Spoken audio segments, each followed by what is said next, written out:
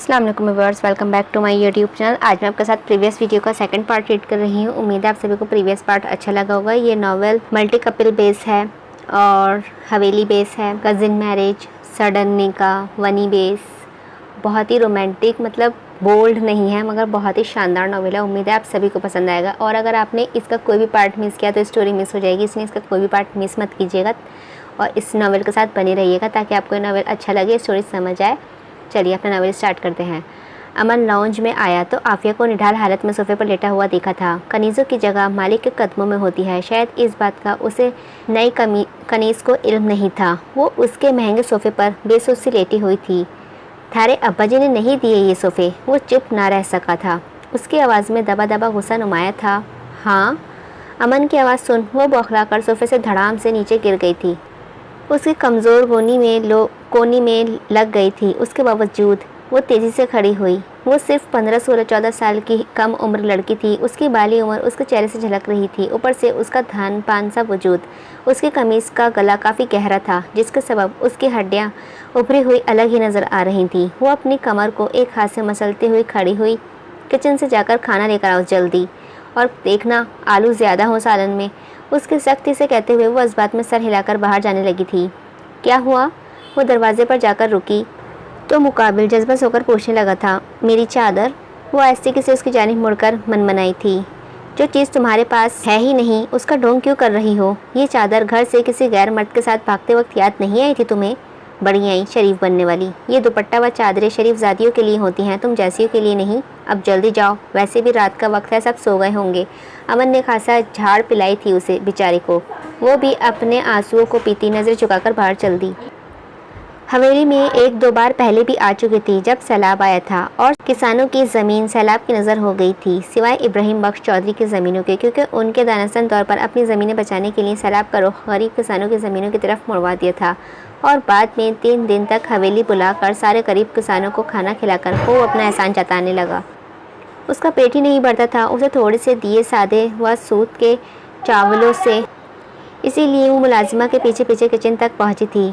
उसे अच्छी तरह याद था कैसे किचन से उसे धत्कार कर वापस भेजा गया था। मासी की तल्ख याद आने पर उसने झरझरी ली थी। जब वो किचन पहुंची तो वहाँ 3-4 औरतें मौजूद नज़र आई थीं। क्या चाहिए? उनमें से एक सपाट लहजे में पूछने लगी थी। उनको भूख लगी है, वो आहिस्ते से बोली। साथ साथ वो अपनी नाजुक कमर मसल रही थी जिसकी खासा दर्द हो रहा था। रुक देती हूँ, वो कहकर अंदर की जानिब बढ़ गई थी। आलू ज़्यादा डालना, आफिया हल्के से बोली। ज़रूर बहुत मेहनत की होगी, इसीलिए आधी रात को भूख लग गई। उनमें से एक औरत मज़ाहिका खेज़ अंदाज में बोली थी। उसकी बातों का मतलब समझते आफिया की नज़रें झुक गई थीं, जबकि बाकी दोनों औरतें कहका लगाए बगैर ना रह सकी। देख रही है इसके लक्षण, दुपट्टा तक पहन कर आने की जहमत नहीं की। दूसरी वाली गंदे इशारे करते हुए बोली थी तो आफिया का दिल चाहा कि ज़मीन फटे और वो उसमें ही धंस जाए। हाय, वैसे क्या किस्मत पाई है इसने। ये पहली कनीज़ है जिसे बड़े सरदार ने अपने पोते को दिया है, ख़ानदान के सबसे कड़ियल व खूबसूरत नौजवान को, वरना बाकी सबके नसीबों में तो बुढ़े ही आते रहे हैं। तीसरी वाली सालन निकालते हुए ठंडी आ भरते हुए बोली थी। उनका जायज़ा लेती नज़रें आफिया को पल पल मौत का हमकिनार कर रही थी। वो तो पेट भरकर खाना, इज़्ज़तदार ज़िंदगी के ख्वाब के हुसूल के लिए घर से भागी थी, मगर ये कहाँ पहुँच गई वो। इसे तो फाको भरी ज़िंदगी अच्छी थी। कोई नहीं था उसके चार हाल पर तरस खाने वाला, बल्कि उल्टा अजीब निगाहों से देख रहे थे जैसे बराहना खड़ी हो वो। जब हवेली की औरतों का ये हाल था तो दिन की रोशनी में मर्द उसे किस निगाह से देखेंगे, ये सोच जैसे जिस्म की जान ही निकल गई थी। तो देख नहीं रही है, आधी रात को आन पहुंची है खाना लेने। दूसरी वाली एक आँख मारते हुए मुफाहमाना अंदाज में गोया हुई और फिर तीनों खूब हंसने लगी थीं। अब तो रोज़ आया करेगी। तीसरी ने उसे नाजुक वजूद को देख जिद करने वाले अंदाज में कहा। वैसे कितनी बार? वो सालन की ट्राफिया को देते एक आईब्रोज का कर छेड़ने वाले अंदाज में पूछने लगी थी। इसका सवाल सुन शर्मिंदगी के मारे उसकी नज़रें झुक गई थी, आंखों से आंसू बहने लगे। उसने रोते हुए धुंधली आंखों के साथ ट्रे पकड़ी। जब वो वापस लौटी तो अमन को कमरे के बाहर खड़ा अपना मुंतज़र पाया था। इतनी देर लगाती है खाने में? वो गुस्से से पूछ रहा था, जबकि मुकाबिल नज़र झुकाकर उसके आगे लाल कपड़े से ढकी ट्रे बढ़ाने लगी। इसकी गीली पलकें मुकाबिल नज़रअंदाज नहीं कर सकता था। पीछे आओ। मज़ीद रपटे बगैर वो आगे बढ़ा था। वो उसके पीछे पीछे चल दी। अमान उसे तहखाने की जानिब पीछे के रास्ते से ले जाने लगा था। अचानक अमन का गार्ड गाड़ी का हॉर्न सुना। अमन ने गाड़ी का हॉर्न सुना। वो पीछे मुड़ा तो हवेली के पीछे के दरवाजे से गाड़ी अंदर दाखिल होती नजर आई थी। उसकी आंखें हैरत से फैली जब गाड़ी में बैठी लड़की पर नजर पड़ी थी। शामिर ने गाड़ी पार्क की तो जूनी तेजी से गाड़ी से उतर आई। ओफ, एक तो ये काला बिल्ला हमेशा रास्ता काट जाता है। वो दांत पीसते हुए मुंह ही मुंह अपने सामने खड़ा देखकर बड़बड़ाई। कहाँ से आ रही हो तुम? अमन की सबसे पहली निगाह उसके कपड़ों पर ही गई थी। पैंट शर्ट पहनी वो लड़की उसका ब्लड प्रेशर हाई कर गई थी।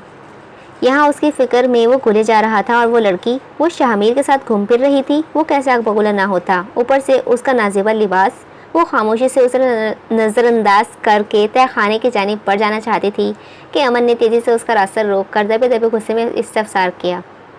सोते नहीं हो क्या तुम? इतनी रात को क्यों जिनों की तरह घूम रहे हो? उसका सवाल वो गुस्से को मुकम्मल इग्नोर कर दुनिया जहान की कोफ्त अपने लहजे में समोए मुँह बसोड़ते हुए पूछने लगी थी।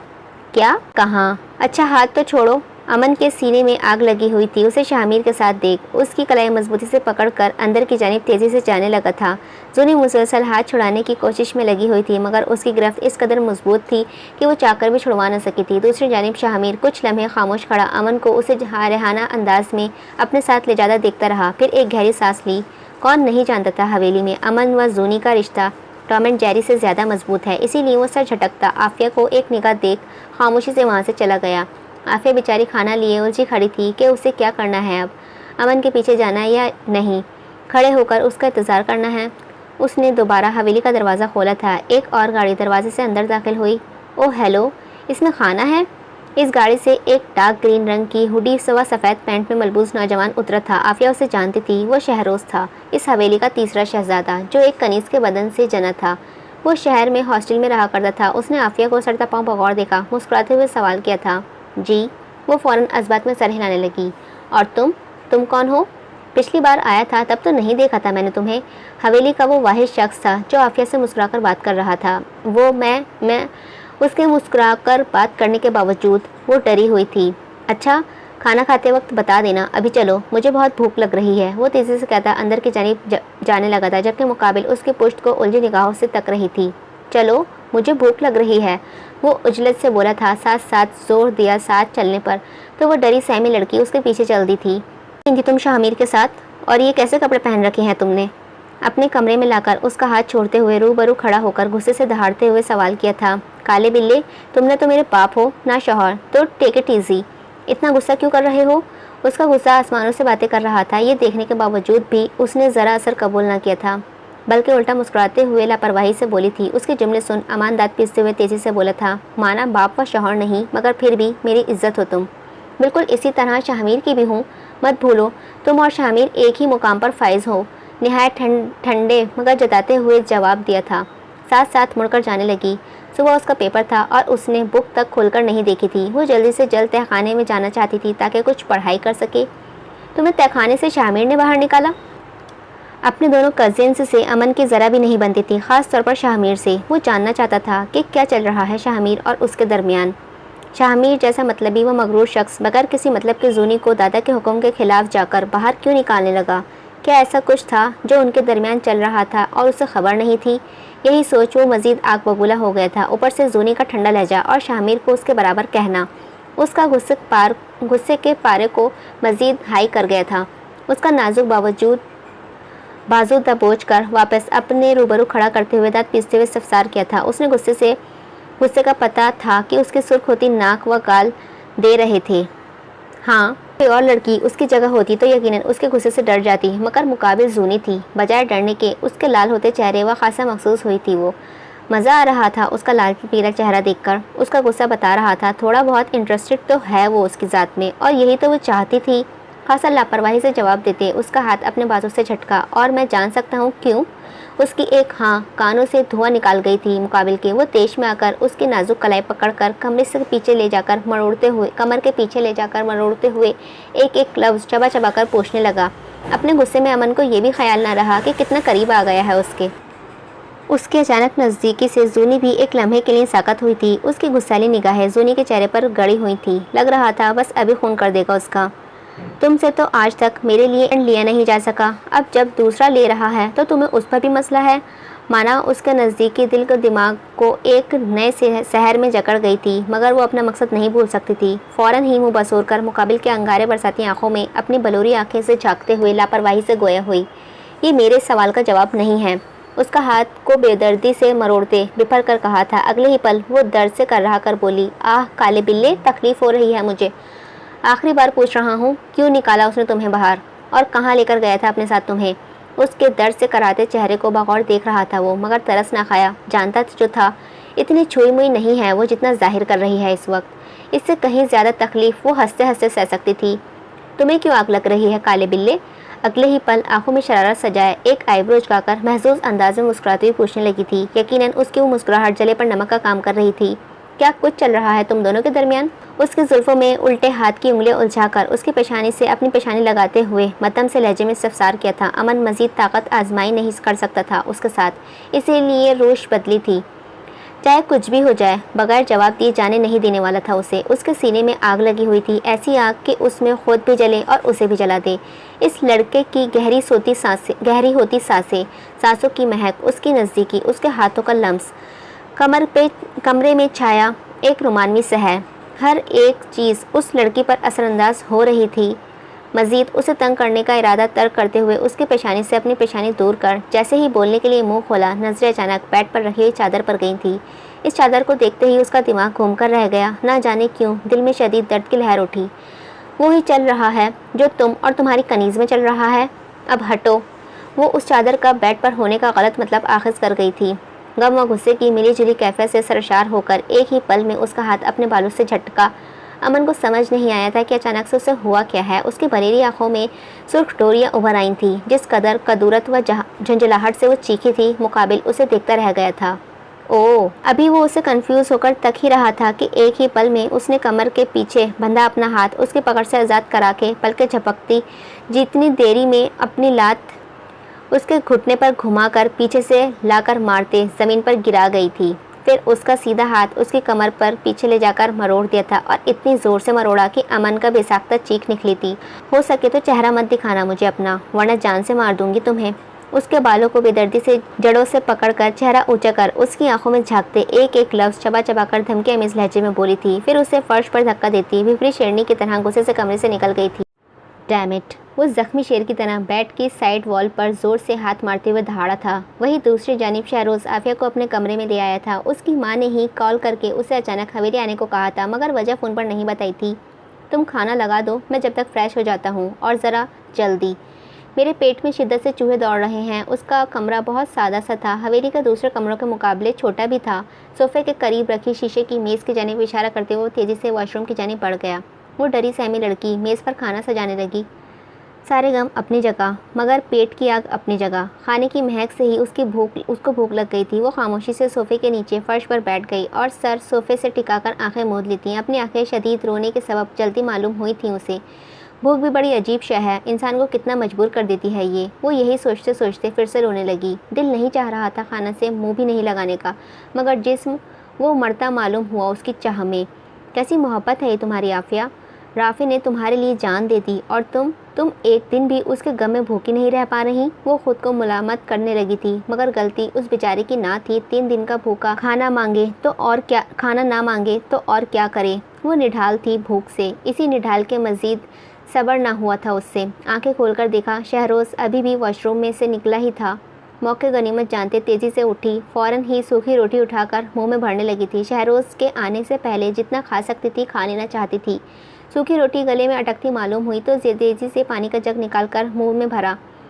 एक घूंट गले से उतार कर फ़ौरन दोबारा रोटी से मुंह भरने लगी थी। वो सूखी रोटी भी आफिया के लिए किसी लजीज पकवान से कम न थी। आराम से खाओ, खाना भागा थोड़ी जा रहा है।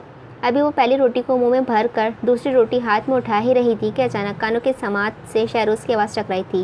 वो पत्थर की हुई एक लम्हे के लिए, मगर रोटी ना छोड़ी, जैसे रोटी ही में ही उसकी जान हो।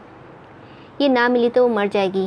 फ़ौरन रोटी अपनी मुट्ठी में छुपाकर कमर के पीछे की। वो शर्मगी सी नज़रें झुकाए सीधी होकर खड़ी हो गई।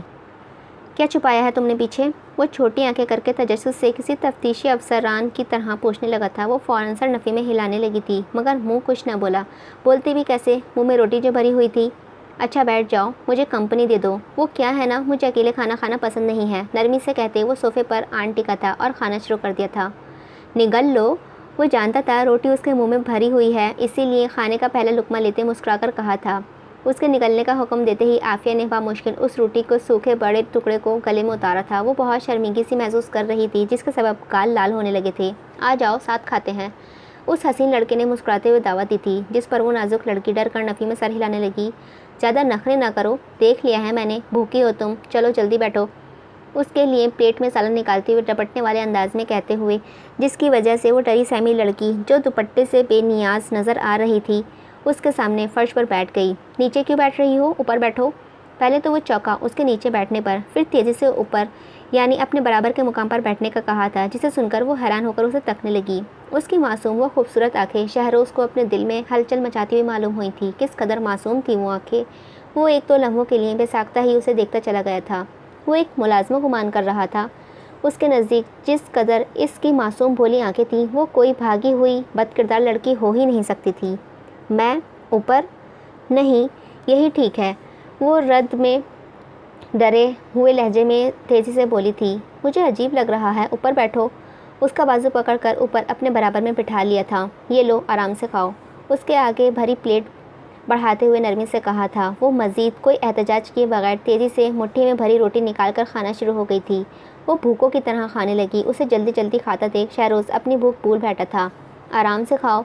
जल्दी जल्दी खाने के सबब उसे धांस लगी थी। वो हसीन कम से कम उम्र लड़का फ़ौरन ही उसके आगे पानी का गिलास बढ़ाते दूसरे हाथ से नरमी से उसकी कमर सहलाने लगा। पानी पीने के बाद वो मशकूक निगाहों से अपने मेहरबान को देखने लगी। प्लीज़ ऐसी आंखों से मुझे ना देखो, वरना मुझे तो प्यार ही हो जाएगा। शायद वो लड़की नहीं जानती थी किस कदर गज़ब ढा रही थी इसकी मासूमियत झलकाती आंखें उस नौजवान पर। वो दिल के मुकाम पर अपना हाथ रखकर सहलाते हुए खोए खोए लहजे में बोला था। हाँ? आफिया नासमझी से मैं बोली थी। ये मैं क्या बोल रहा हूँ? नहीं कुछ नहीं, खाना खाओ तुम। वो फ़ौरन अपना सर झटकते तेज़ी से नज़र चुराता हुआ गोया हुआ था। आफिया तो पहले ही भूखी थी, उसकी बात को नज़रअंदाज कर वापस खाना खाने लगी थी। वो भी मुस्कुराते हुए उसके साथ खाना खाने लगा। ये हवेली में पहली बार था कि एक कनीज़ की बराबरी का मुकाम पर बिठाकर खाना खिलाया जा रहा था। शहरोज़ हवेली के दिगर मर्दों के मुकाबले में कुछ ज़्यादा ही रहमदिल व नर्म शख्सियत का मालिक था, साथ साथ जज्बाती भी। नाम क्या है तुम्हारा? उसने अचानक उसका नाम पूछा था तो आफिया नफ़ी में सर हिलाने लगी। क्या नाम नहीं है कोई तुम्हारा? आफिया, वो अटके हुए लहजे में बोली थी। ओह, ये कैसा नाम है? आफिया मुकाबिल भोला सा चेहरा बनाए हुए उलझा हुआ लहजे में सफसार करने लगा। नहीं आफिया, वो तसी करने लगी थी। नहीं आफिया, ये तो मैंने पहली बार सुना है, वो अजीब सा मुंह बनाकर बोला था। मतलब मेरा नाम आफिया है। इस बार वो बगैर अटके बेखौफ लहजे में बोली थी तो वो मुस्कुरा दिया। समझ आ गया था मुझे, मैं तो सिर्फ तंग कर रहा था तुम्हें, वो मुस्कुराते हुए गोया हुआ। खाना खाने के बाद वो सारे बर्तन ट्रे में रख कर कमरे से जाने लगी तो उसी वक्त कनीज़ बानो शहरोज़ की माँ कमरे में दाखिल हुई थी। अम्मी जान, वो मुस्कुराते हुए तेज़ी से उठकर उनसे गले लगा था। वो तहखाने में पहुंची तो आंखों से आंसू बहना बंद नहीं हो रहे थे। नहीं जानती क्यों, मगर दिल के मुकाम पर बहुत भारीपन व तकलीफ़ महसूस कर रही थी। बीबी जी आप आ गई, शुक्र है खुदा का। नूरी उसे देखते ही शुक्र अदा करने लगी थी। आप रो क्यों रही हैं? उसे रोता देख वो फिक्रमंदी लहजे में पूछ उठी। पता नहीं, बस यहाँ बहुत तकलीफ़ हो रही है। अपने दिल के मुकाम पर हाथ रख वो रोते हुए बोली थी। उसे नहीं समझ आ रहा था क्यों इतनी तकलीफ़ हो रही है उसे, क्यों अमन का अमल उस पर इतना असरअंदाज हो रहा है। वो कोई पहला मर्द तो ना था हवेली में जिसने अपनी कनीज़ के साथ गलत मामला किया हो। ये जुल्म व सितम तो शुरू से ही इस हवेली की रीत रही है, फिर अमन कैसे इससे अलग निकल आता। नूरी, क्या मुझे अपनी गोद में सर रखकर सोने दोगी थोड़ी देर? मुझे सोना है। ये उसकी आदत थी, जब कभी बचपन में बहुत दुखी होती तो अपनी माँ की गोद में मुंह छुपाकर रोती। वो क्यों रो रही थी उसे ये नहीं समझ आ रहा था। अमन तो उसके दुश्मनों में से एक था। वो कौन सा उससे मोहब्बत करती थी या वाकई उससे शादी करने वाली थी? उसका फ्लर्ट करना तो उसे अपने प्लान का हिस्सा था। वो बारहा खुद को याद दिला रही थी, फिर भी दिल को सुकून मैसर नहीं आ रहा था। बीबी जी क्या हुआ है? आपको पहले कभी ऐसे नहीं देखा मैंने। नूरी बहुत हैरान थी इस लड़की की हालत देख। बचपन से उसे जुल्म सहकर हंसते देखा था, फिर आज ऐसी क्या अनहोनी हो गई थी जो वो इतना फूट फूट कर रो रही थी। कुछ नहीं, तो मेरी किताबें ले आओ, मुझे पढ़ना है। साथ साथ अपनी जान से कह देना, अपने खान से कह देना मैं सुबह पेपर देने जाऊंगी और दरवाज़ा खोल कर रखे मेरे लिए। जब रो रो कर दिल हल्का हो गया तो वो उठकर बेदर्दी से अपने आंसू साफ करती नूरी को देख हुक्म सादर करने लगी थी। बीबी जी, क्यों खेल रही हो आग से? पहले ही तहखाने में बंद हो। अगर पकड़ी गई, जो मुझे पता है कि जाओगे ही, तो ना जाने इस बार क्या सज़ा देंगे ये लोग तुम्हें। नूरी फिक्रमंद होकर समझाने लगी। जाना यार, दिमाग मत खा। ज़्यादा से ज़्यादा क्या कर मेरा वो इबलीस बाप मारेगा ना, वो तो वैसे भी मारता है, एक दो ज़्यादा टिका देगा और क्या। वो खासा चिढ़ते हुए लापरवाही से बोली थी तो नूरी उसका लड़की का मुंह देखकर रह गई थी। सॉरी आफिया, मैं तुम्हें काले बिल्ले से नहीं बचा सकी। मुझे उम्मीद नहीं थी वो इतना घटिया निकलेगा, पर क्यों नहीं थी ये सोचकर खुद पर गुस्सा आ रहा है। मैंने क्यों उस काले बिल्ले को हवेली के मर्दों से अलग गुमान किया? क्यों? वो जैसे तन्हाई में खुद पर बिगड़ी हुई थी। तुम कहाँ चली गई थी? आफिया खाने के ट्रे रख कर वापस आई तो वो बरहमी से इस्तफसार करने लगा। वो उसका गुस्सा देख वो बेचारी कांपने लगी थी। रात के दूसरे पहर उस जल्लाद का इंतज़ार करना आफिया को खौफजदा कर गया था। उसने तेज़ी से अपनी कमीज़ का दामन मुट्ठी में भींचा। इस लड़की के कपकपाते वजूद को देखकर भी उन अनदेखा कर जब वो करीब आने लगा तो नाजुक जान दरवाजे से जा लगी थी। तुम तो ऐसे डर रही हो मुझसे जैसे खा जाऊंगा मैं तुम्हें। अपना एक हाथ दरवाजे पर टिकाकर उसके करीब खड़े हो फुर्सत से उसकी कपकपाते वजूद को देखते जब वो बोला था तो आफिया को अपनी जान निकलती हुई मालूम हुई थी। मुझसे निकाह कर लें प्लीज़। बामुश्किल अपने वजूद में हिम्मत जमा कर मिन्नती अंदाज में बोली थी, नज़रें झुकाए रखी इसके हुक्म के मुताबिक। तुझसे निकाह करूं? तुझ जैसी गलीज़ औरत से जो ना जाने कितनी ही रातें एक गैर मर्द के साथ काट चुकी है। तो जैसियों को दिल बहलाने के लिए रखा जाता है सिर्फ। बहुत शौक था ना अपने यार के साथ भागकर खुद में लगी आग बुझाने का। अनोखी थी तू गाँव में जो जवान हुई थी, अब तड़पती रहे, क्योंकि मैं तुझे हाथ भी नहीं लगाने वाला। जैसे शेर को गोश्त का मज़ा मुँह लगाए जाए, गोश्त का मज़ा मुँह लग जाए तो उसके बगैर वो रह नहीं पाता, वो ही हाल शेरनी का भी होता है। तुझे मज़ा लग चुका है मर्द के छूने का। तो अभी बोल रहा था कि एक ज़ोरदार थप्पड़ उसके चेहरे पर आन पड़ा। आफिया ने पूरी जान से मारा था वो थप्पड़। वो नहीं जानती थी इतनी ताकत कहाँ से आई थी उसमें। अमन बख्श चौधरी उसकी पाक दामनी पर कीचड़ उछाल रहा था, वो बर्दाश्त ना कर सकी। गैर मुतवक्का पड़ा हुआ थप्पड़ एक दो सानियों के लिए अमन को सख्ते में डाल गया। यकीन ना आया वो कपकपाती सी नाजुक लड़की उस पर हाथ उठाने की जरूरत भी कर सकती है। अमन बख्श चौधरी का ये रूप अगर जोनी देख लेती तो यकीनन इस वक्त आंसू ना बहा रही होती। मर्द हर औरत के लिए एक जैसा नहीं होता, ख़ास तौर पर मुफ्त में मिली औरत के लिए। जहाँ जूनी के लिए उसके हुदूद थी, वहीं बेचारी आफिया के लिए उसकी कोई हुदूद ना थी। ज़ख्मी शेर की तरह बिफर कर अगले ही पल उसका गला पकड़कर दबाने लगा। दबाऊँ गला? ठीक तरह नहीं दबा रहे हो तुम। मैं सांस ले पा रही हूँ अभी। उसे लगा था वो डर गई है, भीख मांगेगी उसकी ज़िंदगी की, मगर उल्टा वो तो उससे और उकसा रही थी जान से मार दे उसे। वो कौन सा जीना चाहती थी? क्या वो नहीं जानती थी कि कनीज़ बनाकर अपनी हवस का निशाना बनाएगा ये जल्लाद उसे दिन रात?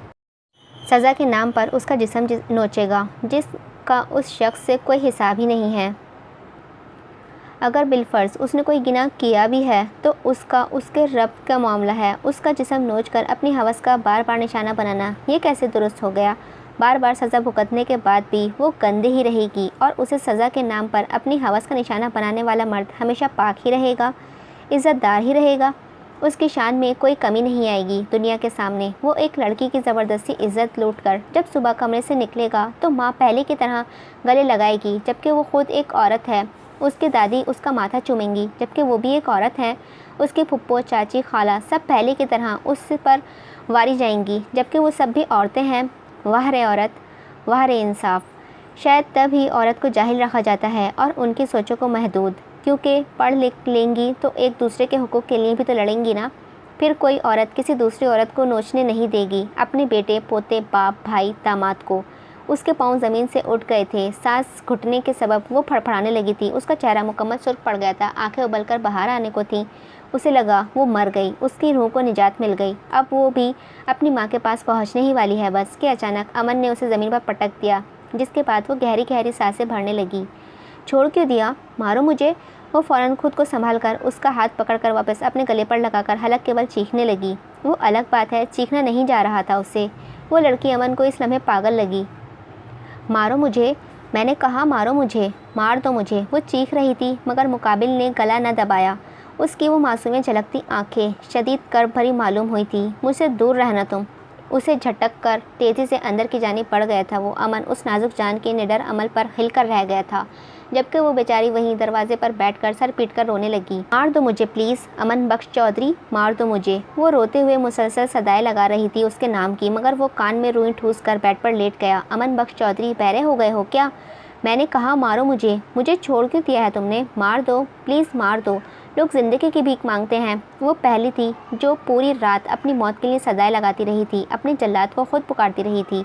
उसकी सदाएं अमन को बेड पर बेचैन किए हुई थी। वो सो रही थी जब तहखाने में नूरी दाखिल हुई। बीबी जी उठें, शामिर बाबा आए हैं आपको पेपर देने के लिए, ले जाने। नूरी के राजदाना अंदाज में सरगोशी करते ही उसकी आंखें खुली थीं। शामिर? वो खासा हैरान होकर उठी थी। रात में पढ़ते पढ़ते कब नींद आ गई उसे खबर ही नहीं हुई थी। वो आंखें मसलती तेज़ी से उठकर बाहर आई। शामिर गाड़ी में बैठा उसका इंतज़ार कर रहा था। तुम? वो हसीन नौजवान डार्क नीले रंग की शर्ट और सफ़ेद पैंट जेबतन किए हुए था, आंखों पर काला चश्मा लगाए। वो खासा खूबसूरत लग रहा था आंखों को। बड़ा शिकवा था ना तुम्हें कि कभी मदद नहीं की तुम्हारी, इसीलिए थोड़ा तरस खा रहा हूँ तुम पर। वो उसके पास आकर खड़ी हुई तो मुकाबिल ने शीशे नीचे किया। बलूरी आंखों में नींद का खुमार नुमाया था। बाल उजड़े हुए थे, होठों के पास राल लगी हुई थी। उसकी हालत देख बेइख्तियार ही मुस्कुराहट आई थी मुकाबिल के चेहरे पर। वो मगरूर अंदाज में बोला तो मुकाबिल जमाई लेने लगी थी।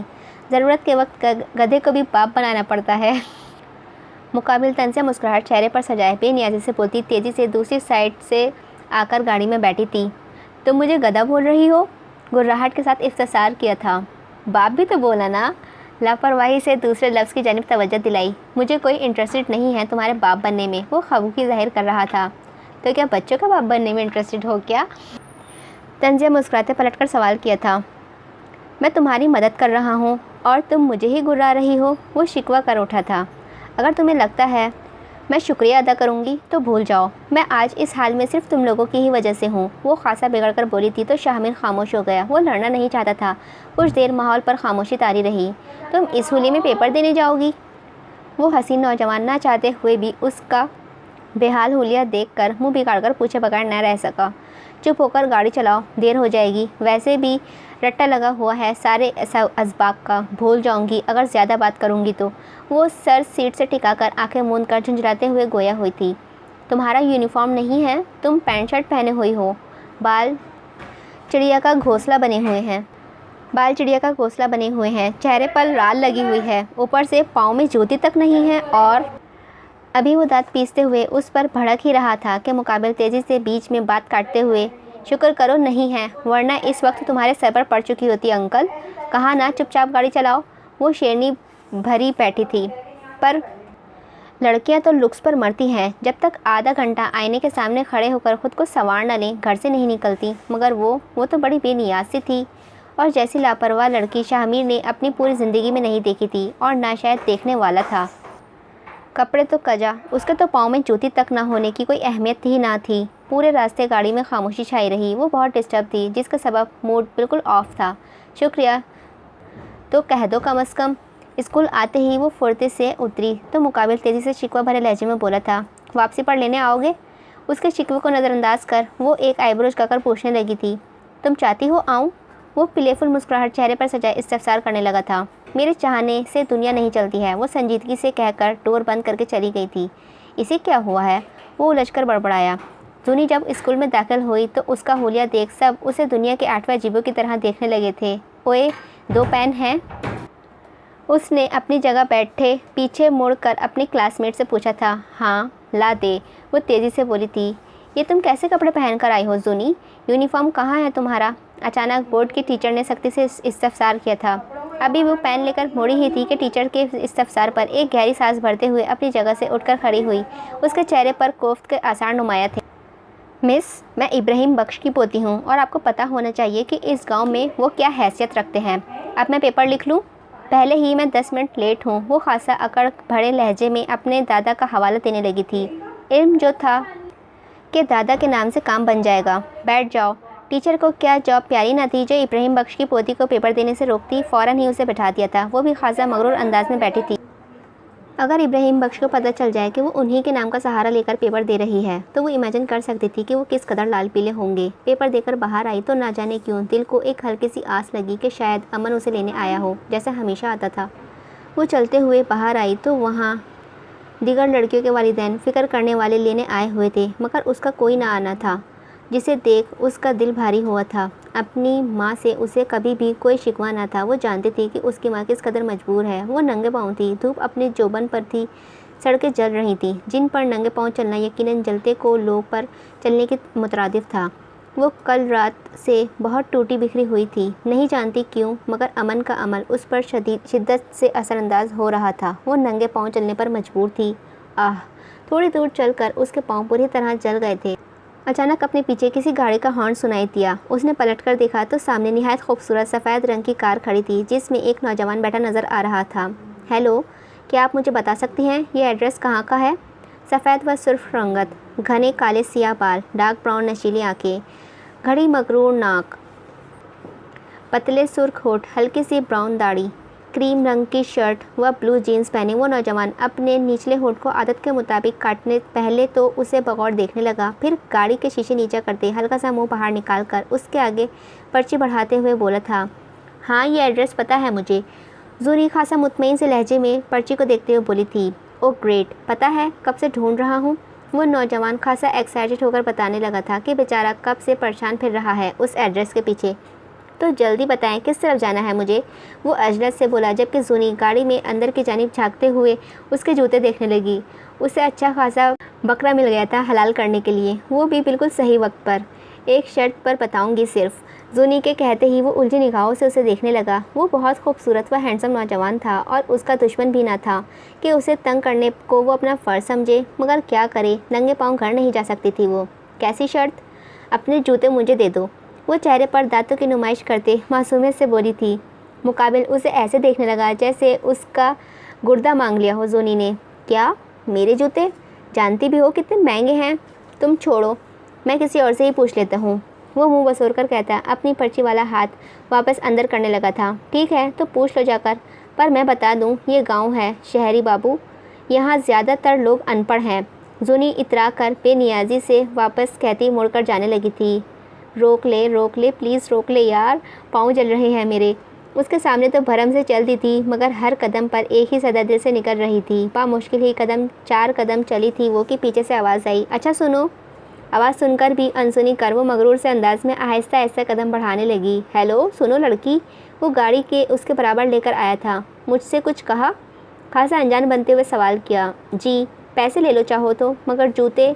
मैं कोई फ़कीर नहीं लगती हूँ जो पैसे दे रहे हो। वो बिगड़ी थी, सर से पाँव तक जो उसका हाल था वो फ़कीरनी से कम भी नहीं लग रही थी। मेरे पास एक ही जोड़ी है, समझा करो, वो बेबसी से कह रहा था। तुम किसी और से रास्ता पूछ लो, तंग मत करो मुझे, वो चिढ़कर कहती मुड़ने लगी थी। अच्छा भाई लो, वो हार मान गया था। इतनी गर्मी में वो मज़ीद ख्वार नहीं होना चाहता था एड्रेस ढूंढने में। उसने झुककर जूते उतारे। जूनी गाड़ी में झांकने लगी थी। उसके पाँव जैसे ही जूतों से आज़ाद हुए, जूनी की निगाहें अपनी जानिब मरकूज़ कर गए थे। उसके पाँव तो लड़कियों से भी ज़्यादा खूबसूरत थे। ये देख वो होठ गोल करके सताइशी निगाहों से उसे तकने लगी। क्या? जूनी की निगाहों में उभरी सताइश को नज़रअंदाज ना कर सका। एक आईब्रो उचकाकर गहरी मुस्कुराहट के साथ इस्तफसार किया। कुछ नहीं। वो फ़ौरन थोड़ा सा पीछे हटकर खड़ी हुई। उसने जूते दिए तो फ़ौरन पहन लिए। अब तो बता दो एड्रेस, वो मिन्नती अंदाज में बोला था। ये थोड़ा दूर है यहाँ से। ओके, वो फिर अज़बात में सर हिलाने लगा। यहाँ से पीछे जाओ वापस। फिर वो उसे पूरा रास्ता बड़े पुरएतमाद अंदाज में बताने लगी। शुक्रिया, वो मुस्कुराकर मशकूक निगाहों से उस बेहाल लड़की को तकता हुआ गाड़ी स्टार्ट करके बैक लेने लगा, जबकि जूनी ने रफ़ी चक्कर हो जाने में ही गनीमत जानी थी, क्योंकि जो उसने रास्ता बताया था उसके बाद आधा घंटा गर्मी में ख्वार होने के बाद उस वजीहा नौजवान को वापस उसी सड़क पर आ जाना था। इस लड़की ने तो कहा था कि टर्न आएगा, यहाँ तो कोई टर्न है ही नहीं। उफ, मैं पागल हो जाऊँगा। देखता हूँ कि मोबाइल के सिग्नल आए कि नहीं। उसने खासा परेशान होकर अपना सेल उठाया था। डैम इट, अब क्या करूँ? वो तेज़ लड़की मेरे जूते भी ले गई है और एड्रेस भी सही नहीं बताया। एक बार मिल जाए ये दोबारा मुझे, फिर बताता हूँ उसे।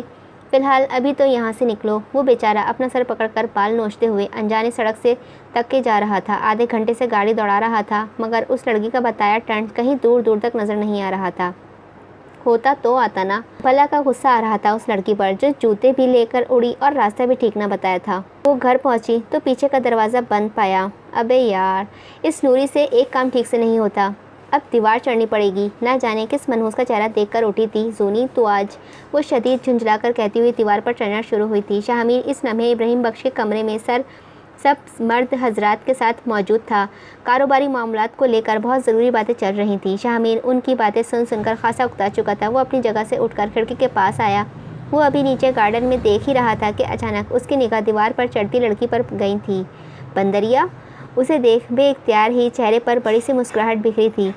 कुछ है क्या वहाँ? अमन की निगाहें उसी पर टिकी थी। वो भूला नहीं था अब तक रात का मंजर, जोनी का शाहमीर के साथ होना। उसके सीने पर सांप लटा रहा था। उसे अचानक से कुछ कहकर मुस्कुराता देख वो फ़ौरन ही अपनी जगह से खड़ा होकर उसके पास आया था। नहीं तो अमन जोनी को पीछे के रास्ते से दाखिल होता देख दादा से उसकी शिकायत ना लगाते, ये सोचकर फ़ौरन ही उसने पर्दे ढीले किए। लापरवाही से कहा, तो पर्दे क्यों ढक दिया? अगर उसे मुस्कुराता ना देखता होता तो यकीनन उसकी बात मान भी लेता। एक आईब्रो झुकाकर कड़वे तेवरे लिए पूछा था। धूप आ रही थी, इसीलिए हल्का सा मुंह बसोरकर जवाब देते वो वापस अपनी जगह पर आकर बैठ गया था। अमन को उसकी बात पर यकीन ना आया, इसीलिए तेज़ी से पर्दा हटाकर बाहर देखने लगा था, मगर वहाँ तो ऐसा कुछ भी ना था जो नज़रों का मरकज़ बन सके। जब सारी बातें ख़त्म हो गईं तो अब आराम से बैठकर चाय पीने लगे थे। दादा, मुझे आपसे एक ज़रूरी बात करनी थी, दोनों बैक वक्त बोले तो बाकी सब उनकी जानिब मुतवज्जा हुए। हाँ बोलो, क्या बात करनी है तुम दोनों को? इब्राहिम बख्श खासा खुशगवार मूड में थे। वो मुस्कुराते हुए इस्तफसार करने लगे। मैं चाहता हूँ आप जोनी की सज़ा ख़त्म करें। वो कब तक तहखाने में पड़ी रहेगी? आखिर बख्श ख़ानदान की पोती है वो। अमन बोलना शुरू करता, इससे कबल ही शाहमीर बाजी ले गया। उसकी तेज़ी से कहते ही अमन का चेहरा धुआं धुआं हुआ। तुम्हें क्या कहना है अमन? इब्राहिम बख्श अब अमन के जानिब मुतवज्जह होकर पूछ रहे थे। मैं भी यही चाहता हूँ कि आप जोनी का सज़ा ख़त्म कर दें, अमन ने खासा ज़ोर देने वाले अंदाज में कहा था। ऐसा नहीं, वहाँ फ़हीम बख्श मौजूद ना था। बाप के होते हुए हवेली के लड़के जोनी के लिए सिफारिश कर रहे हैं। ये बात इब्राहिम बख्श को शदीद खटकी थी। ये पहली बार था जब उनके पोते किसी एक ही चीज़ के लिए हम आवाज़ हम ख्याल थे। ख़ास तौर पर शाहमीर, जो कभी कुछ बोलता ही नहीं था, वो अचानक आज बोला, वो भी जोनी की सिफारिश के लिए। तुम दोनों में इस लड़की की जिम्मेदारी कौन लेगा? इब्राहिम बख्श खासा रोबदार अंदाज में उन दोनों के चेहरे पर निगाह डालते हुए पूछने लगे। और हाँ, याद रखना, इसके बाद अगर कोई नाफरमानी करती पाई गई तो उसके साथ साथ उसके ज़िम्मेदार को भी सज़ा भुगतनी पड़ेगी। बस उनका अगले जुमले का सुनना था कि अमन एक दो सानियों के लिए सोच में पड़ा। क्या वो जोनी को नहीं जानता था? एक वक्त दुनिया सुधर सकती थी, मगर जोनी हरगिज़ नहीं। मुझे मंजूर है, शाहमीर ने इस बार भी पहल की। वो राज़ी था उसके साथ सज़ा भुगतने के लिए। उसके चेहरे पर इत्मीनान छाए देख अमन मज़ीद तपा था। ठीक है, तो निकलवा लो उसे बाहर। इब्राहिम बख्श ने अज़बात में सर हिलाते हुए शाहमीर को देखा था तो फैज़ बख्श निहायत ही बरहमी से अमन को घूरने लगे थे। वो चाहते थे कि जिम्मेदारी अमन अपने सर लेता। शाहमीर का जोनी के मामलात में पड़ना उन्हें बिल्कुल अच्छा नहीं लगा था, जबकि दूसरी जानिब शाहमीर का बाप एहसन बख्श खासा मुतमईन व खुश नज़र आ रहा था। दादा जान, मुझे एक और बात कहनी थी। अमन चेयर से टेक हटाकर संजीदगी से गोया हुआ। बोलो। इब्राहिम बख्श ने उसे बोलने की इजाज़त दी थी। मैं खासा हिम्मत जमा कर रहा था वो, जिसकी वजह से बाकी सब उसे तजस्सुस से देखने लगे कि आखिर ऐसी क्या बात है जिसके लिए उसे इतनी हिम्मत जमा करनी पड़ रही है बोलने के लिए। इब्राहिम बख्श भी टेक हटाकर थोड़ा आगे हो चुके थे। मैं चाहता हूँ आप अपना फ़ैसला वापस ले लें। आफिया पकड़ी गई है, अब जोनी को पढ़ाने से रोकना का जवाज़ नहीं बनता है। फिर वैसे भी तालीम सबका हक है। वो लड़की है, कल को उसकी शादी होगी। उसके पास बख्श ख़ानदान की जायदाद का इतना बड़ा हिस्सा है। कल को कोई उसके जाहिल होने का फ़ायदा उठाकर उससे दस्तखत करवा ले और उसका हिस्सा व पावर का हमारे ही खिलाफ गलत इस्तेमाल करे तो आप खुद ही बताएं दादा जान, हम इस वक्त क्या कर लेंगे? बात के मसाइल से बचने के लिए इसे इतना काबिल तो बनाना चाहिए कि वो अपनी जायदाद के हिस्से की हिफाजत खुद कर सके। अमन ने खासा ठोस मंतकी दलील दी थी कि क्यों उन्हें अपने फ़ैसलों पर नज़रसानी करने की ज़रूरत है, जिसे सुन वो सोच में पड़े थे। उनका इरादा अपनी बेगम से जुदा ना था, वो भी जोनी से शादी बाहर करना चाहते थे। उसकी दलील वाकई काबिल गौर थी। अमन बहुत ज़हीन व होशियार था, उसे लोगों के दिमागों पर फेर देने की खूबी आती थी। उसने इब्राहिम बख्श को इस पहलू से कायल किया जिसके मुताल्लिक वो जानता था कि वो सोच में पड़ जाएंगे। अपनी दौलत, जायदाद व नाम व शोहरत उन्हें कितनी प्यारी है उसे खबर नहीं, किसे खबर नहीं। देखा जाए तो दुखती रग पर हाथ रखा था, वो भी बड़े होले से। इब्राहिम बख्श अपने फ़ैसले को नहीं बदला करता था। उसका फ़ैसला पत्थर पर लकीर की मांद होता था, मगर बात उसकी जायदाद पर आ रही थी, उसके पोते पर आ रही थी। जूनी का शौहर कल को उसकी जायदाद छीन कर उनके बराबर आन बैठा, ये वो कैसे बर्दाश्त कर लें। उन्होंने खार की निगाहों से फ़हीम बख्श को देखा था। उनके नज़दीक ख़ानदान की लड़की को लड़कों के बराबर पढ़ाने की नौबत कभी आती ही नहीं। अगर उसने कभी उनकी बेटियों की तरह बेटा उसने भी उनके और बेटों की तरह बेटा जना होता। तुम ठीक कह रहे हो, ये तो हमने कभी सोचा ही नहीं। वो सोफ़े से वापस टेक लगाते हुए गंभीर लहजे में सोचते हुए बोले थे। तो अब्बा क्या पढ़ने दूँ उसे? फ़हीम बख्श बड़े इश्तियाक से पूछने लगे थे। उस लम्हे अमन ने उनकी आंखें देखी थीं। अजीब ही चमक उभरी थी उनमें, जैसे कोई खुशी मिली हो। फ़हीम बख्श की सिर्फ बेटी थी, इसीलिए कारोबारी मामलात में जो मंसूब व मर्तबा इज़्ज़त इब्राहिम बख्श अपने दूसरे बेटों को देता था वो उन्हें नहीं देता था। रहा सहा वो पहले ही अंदाज़ा लगा चुका था कि उसकी बेटी को भी उसकी बहन की तरह जाहिल रखा जाएगा। वो कुछ नहीं करेगी सिवाय शादी के। मगर अब इब्राहिम बख्श को अपने फ़ैसले पर नज़रसानी करता देख उसके दिल में सोई हुई एक उम्मीद की किरण जागी थी। पढ़ने दो, वो भरम से अपना फ़ैसला सुनाते हुए अपनी जगह से खड़े हुए थे। तुमसे तो आज तक मेरे लिए स्टैंड लिया नहीं जा सका, अब जब दूसरा ले रहा है तो तुम्हें उस पर भी मसला है। उसके कहे अल्फाज दिल में सुई की तरह चुभ रहे थे। अमन को लगा उसने कोई जंग जीती हो। वो बहुत खुश हुआ था कि वो पढ़ सकती है अब। चेहरे पर एक हल्की सी मगर दिल फरेब मुस्कुराहट रक्स हो रही थी, ये सोचकर कि जब उसे पता चलेगा कि दादा से वापस उसकी तालीम की इजाज़त ले ली है तो उसका किस कदर हैरानकुन रिएक्शन होगा। वो तो शायद खुशी से ही पागल हो जाए। नहीं, बल्कि वो तो है ही पागल। वो मुँह बढ़ाकर हल्का सा मुस्कुराते हुए बाहर चल दिया था। वो अपनी ही धुन में इतना मगन था कि उसे शामिर की निगाहों की तपिश अपने चेहरे पर महसूस ही ना हुई। वो तहखाने में मुस्कुराते हुए कहकर जू आज़ादी मुबारक जू दाखिल हुआ तो उसे खजूर की चटाई पर सोता हुआ पाया था। पूरी रात जागने व पैदल स्कूल से घर आने के सबब वो थकन से चूर हो चुकी थी, इसीलिए दिन में नींद पूरी कर रही थी। वो उसके करीब आकर बैठा। सोते हुए खासा मासूम लग रही थी वो। कुछ सानियों के लिए वो उसे टकटकी बांधकर देखता चला गया था। उसी लम्हे जूनी ने करवट ली तो चेहरा अब उसके समेत आ गया था, मगर उसके सफ़ेद चेहरे पर चटाई के निशानात अलग ही सुर्ख चेहरे पर नज़र आ रहे थे। आह अम्मी। फिर वो नींद में ही कराहते हुए पाँव पटकने लगी थी। वो बहुत तकलीफ़ में थी इस लम्हे, और उसकी तकलीफ़ अमन महसूस कर पा रहा था। वो नहीं जानता था क्यों, मगर उसे तकलीफ़ हो रही थी इस लड़की की तकलीफ़ से।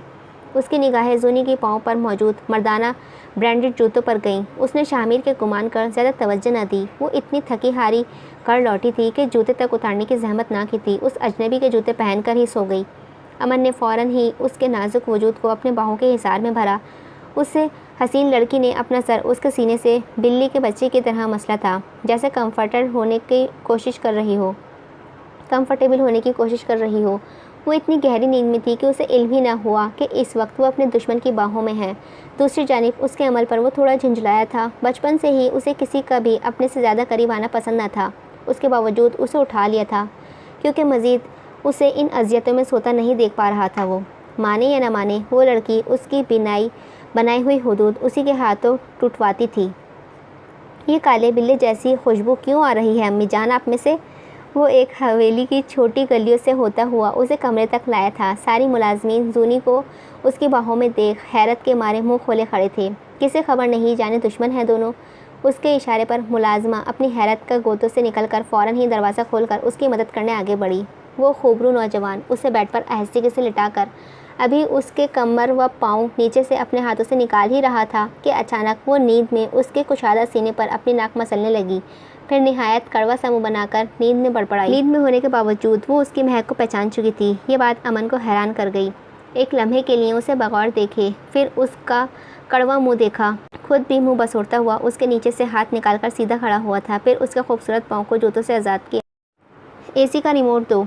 उसने एसी को 18 सेंटीग्रेड पर सेट किया ताकि वो आराम से सो सके। देखना कोई उठाने नहीं आए इसे, और थोड़ी देर बाद जब कमरे का टेम्परेचर ठंडा हो जाए तो इसे कंबल उड़ा देना। वो मुलाजमा को अपने रूबदार अंदाज में ताकीद करता हुआ कमरे से निकलने ही लगा था कि साइड दीवार पर लगी अपनी तस्वीर पर नजर गई थी, जिस पर बड़ा सा लाल रंग का मार्कर से क्रॉस बना हुआ था। उसकी तस्वीर के बराबर में शाहमीर और शहरोज़ की तस्वीरें भी लगी हुई थीं, और उन तीनों तस्वीरों पर भी क्रॉस का निशान था। ये देख उसने होठ गोल किए थे। तो शाहमीर भी दुश्मनों की लिस्ट में है मेरी तरह। वो नहीं जानता क्यों, मगर अपने साथ शाहमीर की तस्वीर पर भी क्रॉस देख दिल को जैसे इत्मीनान व सुकून नसीब हुआ था।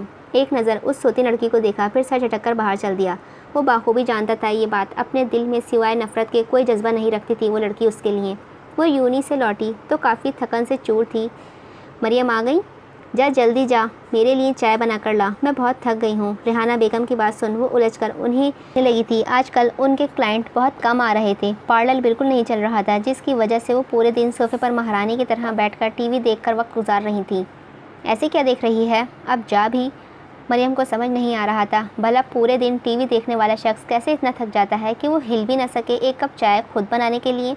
उन्होंने झुंझलाकर कहा तो वो थकन से चूर लड़की अज़बात में सर हिलाकर अपना सामान सोफ़े की साइड पर रख कर किचन की जानी पड़ गई थी। जब किचन में दाखिल हुई तो दिमाग उसकी हालत देखकर भग से उड़ा। पूरा किचन जो यूनी जाने से पहले साफ़ करके गई थी अब उल्टा पड़ा था। इतने बर्तन भरे पड़े थे बेसन में के पास स्लिप पर, जिसे घर में दावत होकर चुकी हो। वो खाना पकाकर पूरा किचन साफ़ करके यूनी गई थी। वो फजर की उठी हुई थी, जिसकी वजह से अब उसे शदीद नींद आ रही थी। उसने एक गहरा सांस लिया, फिर आसीनें चढ़ाई, देगची चाय के लिए चढ़ाई, साथ साथ तेज़ी से बर्तन धोने लगी थी। चाय बनाकर उसे ट्रे में रख, बर्तन अभी आधे बाकी थे। उसने सोचा पहले खाना खा ले, फिर आकर धो लेगी। हाथ टॉवल से साफ़ करती जैसे ही रोटी की डलिया उठाई, महसूस हुआ जैसे वो हल्की हो। वो इतना हल्का क्यों हो रहा है? वो उलझकर तेज़ी से उसे खोलने लगी। अगले ही पल उसकी आंखें हैरत व परेशानी से फैली। वो बिल्कुल खाली थी। सारी रोटियां कहाँ गईं? वो अपना सर पकड़कर परेशानी के आलम में बड़बड़ाई थी। उसने तो फ़ौरन सालन की देगची झाँकी, वो भी खाली करके सजा दी गई थी। अब मैं क्या खाऊंगी? वो अपनी पेशानी मसलते हुए रोतू सा मुँह बनाकर बड़बड़ाई थी। अरे चाय बनाने गई है या पाए बनाने? आ भी जा। बाहर से आती मामी की आवाज़ पर उसका खून जल गया था, साथ साथ आँखों में भी आंसू आने लगे थे। अपने आंसू साफ़ करते हुए वो चाय लेकर बाहर आई। मामी, सारी रोटियां व सालन कहाँ गए जो मैं सुबह बना कर गई थी? वो उनके आगे चाय का भरा कप करते हुए परेशान लहजे में पूछने लगी थी। मैंने कुछ फ़कीरों को खिला दिया, तो तू दोबारा बना ले, हमारे घर में खाने की कमी नहीं है, तेरी नानी के घर की तरह। वो चाय का कप मुँह से लगाते हुए कड़वे लहजे में बोली थी। उनका लहजा इस कदर कड़वा था कि मरियम की हिम्मत ही ना हुई फिर से कुछ कहने की। कि हमारे पेट गड़गड़ करने लगा था। खाना बनाने अभी खड़ी होगी तो 2 घंटे तो कहीं नहीं गए थे। ये सोच वो किताबें बैग उठाकर मरे कदम लेती अपने कमरे की जानिब बढ़ गई। कपड़े चेंज करके वो भूल ही गई कि भूखी ही बिस्तर पर लेट गई थी। भूख की शिद्दत से उसे नींद भी नहीं आ रही थी। बहुत देर तक करवटें बदलती रही और फिर आखिर थक हार कर उठी और वापस किचन में आ गई। उसे अपनी नानी की आज बड़ी याद आ रही थी, जो स्कूल से वापसी पर गरम सालन व रोटी उसके लिए तैयार करके रखती थी। उसने फ्रिज से दूध की देगची निकाली और 1 कप चाय बनाने के लिए रख दी। साथ साथ बचे हुए बर्तन धोकर पूरा किचन साफ़ किया था। फिर किचन में ही चेयर पर बैठकर अपनी चाय पी। 1 कप चाय उतने आसीर हो गया था कि नींद आ जाए। उसकी आंखें चाय पीते वक्त ही बार बार नम हो रही थी। उससे नहीं खबर रेहाना बेगम किचन के दरवाजे से लगकर चुप कर उसे रोता देख दिल ही दिल बड़ा खुश हो रही थी। बस तू देखती जा, अरमान के वापस आने से पहले पहले मैं तुझे कैसे अपने घर से निकालती हूँ। वह शैतानी मुस्कुराहट चेहरे पर सजाकर बड़बड़ाकर वहाँ से चल दी थी। वो किचन के बाहर निकली अपने कमरे में जाने की नीयत से कि अचानक किसी नौजवान की आवाज़ कानों के समाज से टकराई। हेलो, कोई है? Mom, dad, bro, Aliyan? वो इस खूबरू नौजवान को देखते हुए पहचान गई थी। बाखुशी उसका नाम ले वो तेज़ी से उसकी तरफ आई थी। मरियम, राइट? वो भी मरियम को देखते पहचान गया था। वो मुस्कुराते हुए इस बात में सर हिलाने लगी। हाय मेरा बच्चा। रेहाना बेगम फ़ौरन ही आकर उससे के गले लगते हुए रोने लगी थी। ओ मॉम, रो क्यों रही हैं आप? आलियान उनकी कमर सहलाते हुए मुस्कुराकर चुप कराने लगा था। इसी लम्हे मरियम की निगाहें उसके नंगे पाँव पर गईं। वो उठी तो खुद को अपने कमरे में सोता हुआ पाया था। मैं यहाँ कैसे? बीबी जी, आप उठ गई? पास खड़ी मुलाजमा ने नज़र झुकाकर इफ्तिसार किया था। नहीं, अभी कहाँ उठी हूँ, ये तो मेरा जिस्म थक गया था लेटे लेटे, इसीलिए उठकर बैठ गया है। वो तंज़े मुस्कुराहट चेहरे पर सजाए बड़े मीठे अंदाज में जवाबदा हुई थी। जी? वो उलझकर, जाहिर सी बात है जब उठकर बैठी हूँ तो उठ ही गई होंगी। अजीब फालतू के सवाल, अब बोलो क्या काम है? वो मुँह बसोर कर बोली, साथ साथ उस मुलाजमा के सर पर खड़े होने की वजह भी दरियाफ्त करने लगी थी। बड़ी बेगम ने आपको बुलाया है, उन्हें आपसे कोई ज़रूरी बात करनी है। सर झुकाए तहजीब से पैगाम दिया था। क्यों?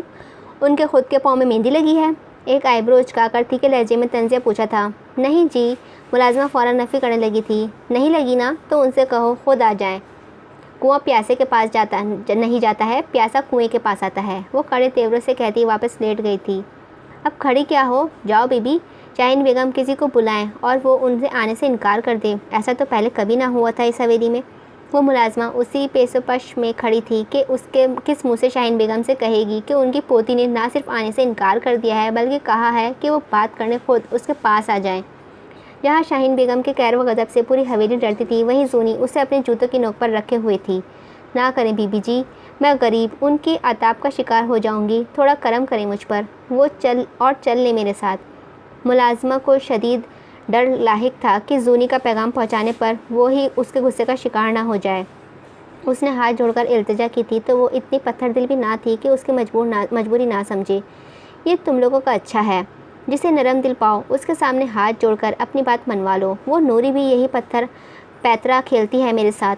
फ़िलहाल हाथ न जोड़ो, चलती हूँ, निहायत झुंझलाकर कहती वो खुद पर कंबल उठाती उठकर खड़ी हुई थी। अचानक निगाह उस अजनबी के जूतों पर गई। बेचारा, वो मुंह में बड़बड़ाती उस मुलाजमा के साथ जाने लगी थी कि आईने में एक अपने अक्स पर निगाह पड़ी। उजड़े बाल, नींद के खुमार से सुर्ख होती आंखें, होठों के पास लगी लाल के निशानात, पैंट शर्ट जैसा मगरिबी लिबास। शर्ट अब सफ़ेद से पीले रंग की हो चुकी थी, नंगे मिट्टी में आलूदा पाँव। अच्छा तुम जाओ, मैं कुछ देर में आती हूँ। अगर वो अजनबी उसे फ़कीरनी गुमान कर पैसे ऑफ़र कर रहा था तो अब अपना हुलिया देखकर समझ आया था कि गलत नहीं कर रहा था। उस लम्हे तो वो खुद को फ़कीरनी से भी बदतर मालूम हो रही थी। इस मुलाजिमा को भेजकर वो खुद अलमारी से कपड़े निकालकर नहाने चली गई थी। लाउंज में अमन बैठा अखबार पढ़ रहा था, वहीं सामने शाहीन बेगम तख्त पर बैठी छालियाँ काट रही थी, अपने लिए पान तैयार कर रही थी। कुछ ही फासले पर शाहमीर कुर्सी पर बैठा अपना सैर चलाने में मगन था। तूने बुलाया था मुझे? उसकी आवाज़ सुन शाहमीर और अमन दोनों की निगाहें एक साथ उठी थीं। वो काले रंग के कमीज़ और शलवार में मलबूस थी, दुपट्टे से आगे का हिस्सा तमीज़ से ढक रखा था। गीले आबशार पूरे कमर पर बिखरी हुई थी। रंगत तो पहले ही उसकी दूध जैसी सफ़ेद थी, लेकिन नहाने के सबब और ज़्यादा निखरी निखरी नज़र आ रही थी। अमन ने एक निगाह देखकर वापस तवज्जो अपने अखबार की जानिब मजमूल करवाई, जबकि शाहमीर की निगाहें पलटकर वापस आना ही भूल बैठी थीं। उसका ये निखरा निखरा सरापा दिल में हलचल मचाता हुआ था मालूम हुआ था। हाँ बैठ यहाँ, शाहीन बेगम अपना काम जारी रखे हुए लापरवाही से बोली थी। ऐसे ही बोल दे, मुझे भी और काम है। वो झुंझलाहट के साथ गोया हुई थी। हाँ फैक्ट्रियाँ चल रही हैं ना सारे शहर में तेरी? बड़ी आई काम वाली। आप बैठ चुपचाप यहाँ। वो भी उसकी दादी थी। कड़े तेवरों से उसे तकते तंजिया बोली थी, साथ साथ डपट कर अपने साथ बिठाया था। इसी लम्हे जूनी को अपने चेहरे पर किसी की निगाहें की तपिश महसूस हुई। उसने तो ध्यान ही न दिया था कि वहाँ अम्मा दोनों लाडले पोते भी मौजूद हैं। शामिर की निगाहें सताइशी से कहीं ज़्यादा थीं। वो पड़ चुकी थी। वो चेहरे पर मायनेखेज़ी मुस्कुराहट बिखरी। वो हसीन नौजवान तो अभी तक उस लड़की के जहर में जकड़ा हुआ था। तस्वीर खींच कर दे दूँ? उसने तो अम्मा का भी लिहाज ना रखा, होठों पर प्लेफुल मुस्कान सजाए मुकाबिल को सबके सामने टोका था। उसके टोकते ही अमन ने अखबार हल्का सा नीचे करके सामने बैठे शामिर पर निगाह डाली, जो इस लम्हे बौखलाया हुआ नजर आ रहा था, जैसे कोई चोरी पकड़ी गई हो। वो फिर एक लम्हे भी वहाँ ना रुका, तेज़ी से उठकर अंदर चल दिया। अमन ने फिर अखबार पढ़ना शुरू कर दिया था। उसका खूबसूरत चांद सा चेहरा अखबार में छुपा हुआ था। मेरे पोते को भगाकर सुकून मिल गया तुझे? बैठने न दिया तूने उसे सुकून से, करमजरी कहीं की। शाहीन बेगम मुंह बसोड़ते हुए बोली थी। हाँ तो दीदे फाड़ फाड़ कर देख रहा था मुझे। मैंने तो अच्छी नीयत से ही पूछा था कि तस्वीर दे दूँ, आराम से देखता रहेगा। इसमें बुरा मानने वाली क्या बात थी? आखिर जुमला खासा मासूमियत से आंखें टिमटिमाते हुए अदा किया। हाय कुर्बान जाऊँ तेरी इस मासूमियत पर। बड़ी आई चलाको मासी कहीं की। मेरे पोते तो खुद चांद का टुकड़ा हैं तीनों। भला वो तुझ जैसी धान पान को क्यों देखने लगे? तू ही मटक्को बन कर यूँ जुल्फ़े बिखरा कर अपने जोबन दिखा रही है। आप जानकर सब जानती हूँ मैं। मर्द हैं आखिर, नज़रें तो फिसलेंगी ही अगर ख़ुद औरत देगी। ये बाल धूप में सफ़ेद नहीं किए हैं मैंने। वो पान मुंह में डालते हुए कड़े तेवरों के साथ उसे तकते हुए बोली थी तो वो मुस्कुरा दी। शाहीन बेगम को उसकी मुस्कुराहट बहुत पुरअसरार लगी थी। एक लम्हे जैसे वो डर ही गई हूँ इस मुस्कुराहट से। तूने ये बात करने के लिए बुलाया था मुझे? मुँह बसोर कर पूछा था। वैसे तो तुझे इससे पूछने की ज़रूरत नहीं है मुझे, लेकिन सिर्फ मेरा अमन चाहता है इसीलिए पूछ रही हूँ। उनकी बात सुनते ही उसने निगाहें अमन की जानिब की। दिल में एक खौफ उभरा था। क्या उसने रिश्ता मांग लिया है खुद? नहीं, ऐसा नहीं हो सकता। लेकिन अगर वाकई ऐसा हो गया तो? अमन नहीं, बस अमन नहीं, क्योंकि उसे डर लाहिक था अगर जंग उस काले बिल्ली से हुई तो वो हार ना जाए। मगर दिल के किसी कोने में एक हल्की सी खुशी की लहर उठी थी कि अमन उससे शादी करने की ख्वाहिश रखता है। अभी वो अनगिनत सोचों में डूबी अमन की जानिब मुतवज्जह थी कि दादी ने तेज़ी से कहा था कि करीब के गांव के सरपंच के बेटे का तेरे लिए रिश्ता आया है, कहे तो हाँ कर दूं। अमन के कहने पर उसकी इजाज़त ली जा रही थी और वो उसे 1 मिनट में ना जाने क्या क्या सोच बैठी थी। उनकी बात सुन अगले ही पल चेहरे पर दिल जली मुस्कुराहट बिखरी थी। दिल में उदासी छायती महसूस हुई थी। अमन अब भी अखबार पढ़ने में मगन था। उसने सफ़ा पलटा। वैसे तो इनकार करना था, लेकिन अमन को पुरसुकून अंदाज में अखबार पढ़ता देख तन बदन में आग लग गई थी और अब उसकी आंख में उसे भी जलाना चाहती थी। वो हमेशा दिमाग से काम लेने वाली बंदी थी, मगर इस लम्हे जलन से जैसे दिमाग मौकूफ़ कर दिया था। वो कैसे इतना पुरसुकून रह सकता था, जैसे कुछ हुआ ही नहीं। क्या वाकई विदा करने के लिए तैयार बैठा था? अगर अच्छा है तो मेरी माँ से पूछ कर हाँ कर दे। उसके अल्फाज थे या एटम बम। अमन हिलकर रह गया था। फ़ौरन ही अखबार मुंह से हटाकर उसके जानिब हैरत व बेयकीनी से देखा। उसकी आंखों में सुर्खी उतर आई थी। वो हसीन नौजवान उसे ही तक रहा था। जानती थी जूनी, मगर उसे वैसे ही इग्नोर किया जैसे वो इतनी देर से कर रहा था। तेरी माँ से क्या पूछना? भूल गई कि इस हवेली में मेरी चलती है? तू राज़ी है? बात ख़त्म। मैं आज ही नूरी को सामान लेकर भेजती हूँ। बल्कि अमन यूँ ना करे कि उन्हें पहले घर खाने पर बुला लें। हाँ, ये अच्छा रहेगा। वो बात करते करते अमन की जानिब मतवज्जह होकर उसका मशवरा मांगने लगी, जबकि वो तो जूनी के खार व गुस्से की निगाह से तकने में मशगूल था। उसे सुना ही नहीं शाहीन बेगम ने उसे क्या कहा है। काले बिल्ले, अम्मा कुछ पूछ रही हैं। फातिहाना मुस्कुराहट चेहरे पर सजाए वो खासत जताते हुए उसकी जानिब देखते हुए बोली थी। माना आग लगी हुई थी सीने में, मगर उसकी फातिहाना मुस्कुराहट देख अपने बिखरते जज्बात पर काबू कर गया था। जो अम्मा तुझे बेहतर लगे वो कर। लहजे को हतमी इनकार नॉर्मल रखते हुए अपनी दादी के जानिब देखकर मुतमईन से लहजे में बोला था। उसका मुतमईन लहजा जूनी को शदीद चुभता हुआ मालूम हुआ था। तो फिर ठीक है, मैं दावत पर बुला लेती हूँ उन्हें। वैसे तो जैसी से इतनी अक्लमंदी का फैसले की उम्मीद नहीं थी मुझे। देखो कैसे राज करेगी तू राज। आखिरी लफ्ज़ पर खासा जोर दिया था उन्होंने। पता है 10-10 बांदियाँ हैं उसके नीचे, और नौकर चाकर तो बेशुमार। इकलौता बेटा है। तू यकीन कर, अभी वो उस लड़की की बड़ाइयाँ बयान कर ही रही थी कि वो तेज़ी से मुंह बसोरकर एतराज़न बोल उठी। मैं ऐसे मर्द से हरगिज़ शादी नहीं करूँगी जिसके पास एक भी बांदी हो। मुझे जहर लगता है वो मर्द। उसका मफ़ी इशारा अमन की जानिब ही था और ये बात मुकाबिल समझ भी चुका था। तो मुझसे कर लो। सामने से एक खुशगवार आवाज़ कानों के समाज से टकराई थी। बस इसी की कमी रह गई थी। शहरोज़ को देख अमन मुँह ही मुँह में बड़बड़ाया था। हाय, मैं सदके जाऊँ, मेरा पोता आया है। वो मुस्कुराते हुए शाहीन बेगम के पास आया तो वो दोनों हाथों से बैठे बैठे उससे खुद से लगाकर बड़ी मोहब्बत से बोली थी। अम्मा तो सिर्फ मुझे अपना पोता कहती है या मानती नहीं है। वो शिकवता उनके पास बैठते हुए बोला था तो उन्होंने तेज़ी से अपने दिल पर हाथ रख लिया था। उसके बैठते ही जूनी का हाथ जो तख्ते पर था उसके हाथ पर टच हुआ। जूनी फ़ौरन हाथ हटाकर पीछे खिसक गई थी। ऐसा क्यों बोल रहा है? वो तेज़ी से पूछने लगी थी। तो और क्या बोलूँ? मैंने तुझसे फ़ोन पर कहा ही था कि मैं जूनी से शादी करना चाहता हूँ और तूने रजामंदी भी जाहिर की थी। फिर अब तो जूनी के लिए बाहर रिश्ते ढूंढ रही है। उसने खासा शिकवा किया था तो अमन जूनी दोनों उसके कान खड़े हुए थे। बकरा खुद हलाल होने के लिए आया है यहाँ तो। जूनी ज़ेरे-लब मुस्कुराकर बोली थी। ये तो बहुत पुरानी बात है। मुझे लगा अभी वो बोल ही रही थी कि मुकाबिल तेज़ी से बोला था। तुझे लगा मैं बच्चा हूँ इसीलिए तूने ध्यान न दिया, मगर मैं बता दूँ मैं सीरियस था। मैं तुझसे आज फिर एक बार तेरी पोती का हाथ मांग रहा हूँ। वो शाहीन बेगम का हाथ पकड़ आखिरी जुमला निहायत जज्बाती अंदाज में कहने लगा था। बड़ी मुश्किल थी। एक फूल 3 माली। फैज़ साहब व उनकी बेगम कितने दिनों से पीछे पड़े हुए थे जूनी अमन के रिश्ते के लिए, लेकिन शाहीन बेगम ने सीरियस ना लिया क्योंकि उनका पोता खामोश था। दूसरी जानिब शामीर की तरफ से भी मुकम्मल खामोशी थी। बेचारा शहरोज़, वो इन दिनों हॉस्टल में था। यही वजह थी कि वो बड़ी जल्दी मचा रही थी जूनी की मंगनी को लेकर। उन्हें सिर्फ अपने पोतों से खौफ था कि वो ख्वाहिश जाहिर ना कर दें जूनी की शादी की, और आखिरकार वो खौफ शहरोज़ की शक्ल में सामने आ ही गया था। बेटा, शाहीन बेगम बोलने ही लगी थी कि सामने से अमन अखबार टेबल पर रखकर शहरोज़ से मुखातिब हुआ। क्या है तुम्हारे पास? क्या मतलब? शहरोज़ नासमझी से छोटी आंखें करके। उसमें ना समझने वाली क्या बात है?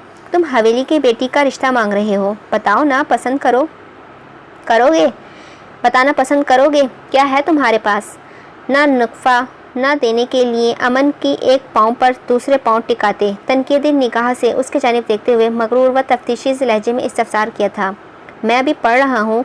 जैसे ही तालीम मुकम्मल होगी मैं अपना खुद का सॉफ्टवेयर बनाकर बेचूंगा और बहुत जल्द अपने पैरों पर खड़ा भी हो जाऊंगा। वो बड़ा फ़ख्राना व लहजे में जवाब दे रहा था कि अमन तेज़ी से बीच में बात काट गया था। गा और है में बड़ा फ़र्क होता है। जब अपने पाँव पर खड़े हो जाओ तब आना जूनी का रिश्ता लेने, अभी पढ़ाई पर ध्यान दो अपनी, उसने सपाट से लहजे में कहकर उसका पत्ता साफ किया था। ठीक है अम्मा, लेकिन तब तक जूनी मेरी अमानत है आपके पास।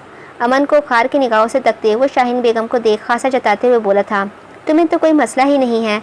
शाहीन बेगम या अमन को बोलने का मौका दिए बगैर जूनी की जानिब मुड़कर उसकी बिलोरी आंखों में झांकते नरमी से इस्तफसार करने लगी थी। मुझे क्या मसला हो सकता है भला? उसने सुर्ख होते गालों के साथ नजरें झुकाई मिनमिनाते हुए कहा था। वो अलग बात है कि कनखियों से वो अमन का चेहरा देख रही थी जो उस लम्हे गुस्से की शिद्दत के सबब धुआं धुआं हो रहा था। अम्मा जूनी मेरी अमानत है आज से इस हवेली में, और मैं चाहता हूँ तो चाचा से मेरे रिश्ते की बात करके रखे ताकि पढ़ाई मुकम्मल करते ही बगैर किसी ताख़ीर व अखलाल के हमारा निकाह हो जाए।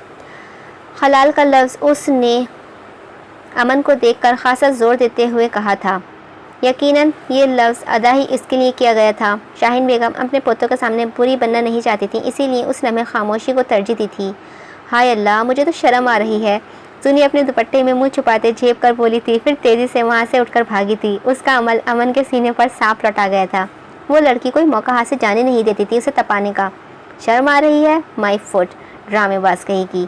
अमन ज़ेर लब बड़बड़ाया था। वो क्लासरूम में दाखिल हुई तो ना जाने कितनों की निगाहों का मरकज़ बन गई थी। सादा सी लाइट नीली रंग की फ्रॉक, चूड़ीदार सफ़ेद पजामा, दुपट्टे को तमीज़ से सर पर ओढ़े वो लड़की किसी हूर से कम मालूम नहीं हो रही थी। वो आराम से सबके से आगे वाली चेयर पर बैठी थी जो उसकी जगह थी। कुछ ही लम्हे गुजरे थे कि क्लास के दरवाजे से एक निहायत खूबसूरत व हैंडसम सा लड़का दाखिल हुआ। उसके आते ही सारी लड़कियां उसे पर शहद की मक्खियों की तरह भिनाने लगी थीं। शाहमीर, कहाँ था यार तू एक हफ्ते से? मरियम ने एक लड़के को उस हसीन नौजवान का नाम लेते सुना था। कैसे चिपक रही हैं ये लड़के इससे, समझ ही नहीं आता। ये अमीरजादियाँ यहाँ पढ़ने आती हैं या इन लड़कों से चिपकने? मरियम बराबर वाली चेयर पर बैठी अतिया मुँह बिगाड़ते हुए बोली थी, तो वो भी उसकी बात से तायद किए बगैर ना रह सकी। शाहमीर उन लड़कियों के हुजूम से निकलकर मरियम के बराबर वाली चेयर पर आकर बैठा था तो वो उसके करीब बैठने पर हैरत जाहिर करके बगैर ना रह सकी। उसकी खूबसूरत आंखें उस ही हैरत से तक रही थीं, लेकिन शाहमीर ने मुकम्मल इग्नोर किया। खुद पर मरने वाली लड़कियों में से एक गुमान करते उसने तवज्जो देने भी जहमत नहीं की थी, जबकि मुकाबिल की निगाहें एहतजाजी थीं। एक्सक्यूज़ मी, क्या आप पीछे जाकर बैठ जाएंगे? शाहमीर को लगा उसने कुछ गलत सुन लिया है। वो अब नज़र उठाए बगैर ना रह सका। क्या? वो खुद भी नहीं जानता था कि किस कदर हैरत दर आई थी उसके लहजे में। शाहमीर ने अब निगाह भरकर देखा था उस लड़की की जानिब। आंखों पर बड़ा सा गोल चश्मा, सफ़ेद खिलती रंगत, सादा सा कपड़ों में मलबूस वो लड़की बाकी लड़कियों से खासा अलग मालूम हुई थी। कुछ दिनों से उसके सर में दर्द रहता था। आलियान उसे डॉक्टर के लिए ले गया। वहाँ पता चला कि आंखों की बिनाई कमज़ोर हो गई है, जिसके सबब अब उसकी नाक पर एक सफ़ेद रंग का शैतान आकर बैठ गया था। उसके चेहरे पर बड़ा भोलापन था, इस कदर मासूमियत जैसे किसी बच्चे की होती है, जबकि आंखें सूनी सूनी, इस कदर सूनी कि किसी के दिल में भी खलिश पैदा कर दी। मैंने कहा कि आप पीछे जाकर बैठ जाएंगे, निहायत लचकदार अंदाज में दोबारा बोली थी। क्यों? आईब्रो उचकाकर सवाली अंदाज में पूछा था। क्योंकि वो बोल नहीं पा रही थी। नर्वस होने के सबब अपने नीचे के होठ चबाने लगी थी। उसके चेहरे पर दर आई परेशानी वो बासानी पड़ सकता था। क्योंकि तुम्हें डर लग रहा है कि कहीं मेरी मोहब्बत में गिरफ्तार ना हो जाओ।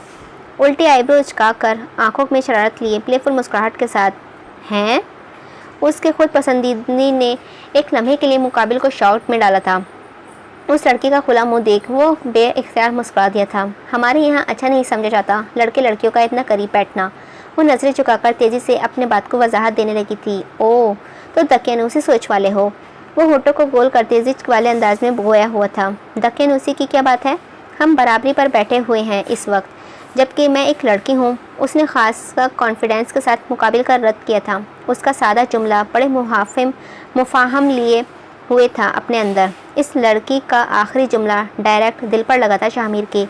जूनी का बेहाल तहखाने वाला सरापा आंखों के आगे छम सा गया था। वो उसे दकियानूसी कह रहा है जो अपने बराबर में एक लड़की को बैठने नहीं दे रही। फिर उन लोगों को क्या कहेगा जो सिर्फ एक लड़की होने के सबब जूनी को कमतरी की निगाह से देखते हैं, उसे मारते पीटते हैं, उसे तहखानों में बंद करते हैं। उसकी तालीम का हक भी उसे छीनने पर तुले हुए हैं।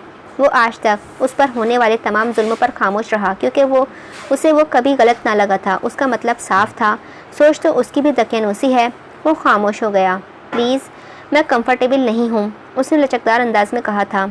चाहता तो अपनी ईगो का मसला बनाकर उसे तंग करता, मगर नहीं, उसने एहतराम किया।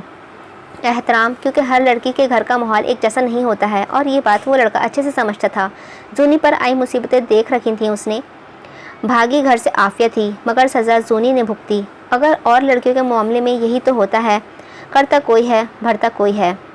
मरियम बचपन से ही अपने माँ के यूनी से भागने के ताने सुनती बड़ी हुई थी, इसीलिए बहुत मोहतात थी इस हवाले से। अगर अरमान ने उस पर अंधा एतमाद करके यूनी ना लगाया होता तो यकीनन इस वक्त वो इस तालीम दरसगाह में मौजूद ना होती। वो कभी अपने वकील बनने का ख्वाब पूरा ना कर पाती। शुक्रिया। उसका सामान लेकर उठते ही मरियम ने हल्का सा मुस्कुराकर मशूक लहजे में कहा था, शुक्रिया की ज़रूरत नहीं है मिस चश्मिश, बस बदले में मेरा काम कर देना, 1 हफ्ते की छुट्टी का। वो एक आंख मारकर मुस्कुराते हुए कहता उसी के पीछे वाली चेयर पर बैठ गया था। तुम्हारे वहाँ होते हुए भी शहरोज़ ने जूनी का रिश्ता मांगकर उसे खुद से मंसूब कर लिया। वाह, फैज़ साहब खासा बिगड़े थे अमन पर। उन्हें यकीन नहीं आ रहा था अमन की मौजूदगी में रिश्ता तय पक्का हुआ है। ऐसा भी क्या हो गया है, उसकी शादी किसी न किसी से तो होनी ही है ना। अमन खासा लापरवाही से बोला था। तो वो किसी तुम क्यों नहीं हो? क्या तुम्हें अंदाज़ा भी है जूनी को खोने का मतलब क्या है? फैज़ बख्श चौधरी खासा भड़क कर इस्तेसार करने लगे थे। वो जानता था वो पूछ नहीं रहे हैं, वो चोट कर रहे हैं, जता रहे हैं क्या खोने जा रहा है वो। कल को वो लौंडी जितना तुम्हारे बराबर आकर बैठेगा, क्या बर्दाश्त कर सकोगे? उनके आगे बौखलाकर आग बबूला होने के बावजूद अमन निहायत मुतमईन खड़ा था। मुझे उसकी जायदाद, उसमें कोई इंटरेस्ट नहीं है, और ये बात मैं पहले भी साफ साफ आपको लोगों को बता चुका हूँ। ये अच्छा अंग्रेज़ी लफ्ज़ सीख लिया है तुम नौजवान नस्लों ने, इंटरेस्टेड। वो दांत किचकिचाते हुए अपना सर पकड़कर बैठ चुके थे। आफिया पानी ला कर दो। आफिया लॉन्ज में सफाई कर रही थी जब उसके कानों से अमन की हुक्मगाना आवाज़ टकराई थी। ये लें। उसने तेज़ी से पानी का गिलास लाकर अमन की जानिब बढ़ाया था। मुझे नहीं, इनकी आंखों से अपने वालिद की तरफ इशारा किया था। वो फ़ौरन ही इस बात में सर हिलाती गिलास लेकर फैज़ बख्श के आगे हल्का सा झुकी थी। इस लम्हे फैज़ बख्श की नज़रें आफिया के भोले चेहरे पर गई थी। वो खासा हैरान हुए थे। उन्होंने पानी का गिलास उसके हाथ से लेते वक्त एक लम्हे के लिए उसका हाथ पकड़ लिया। उनके हाथों की हवस भरे लम्स पर वो करंट खाकर पीछे हटी थी। तुम जाओ, गार्डन में पानी डाल कर आओ। ऐसा नहीं, उसने नहीं देखा था वहाँ एक लम्हे में क्या हुआ है, मगर देख कर भी नज़र चुरा गया था वो। उसने आफिया को पहली बार अपने गार्डन में भेजा। वो सिर्फ उसे अपने बाप की नज़रों से दूर कर रहा था। आफिया भी फ़ौरन ही इस बात में सर हिलाकर चली थी।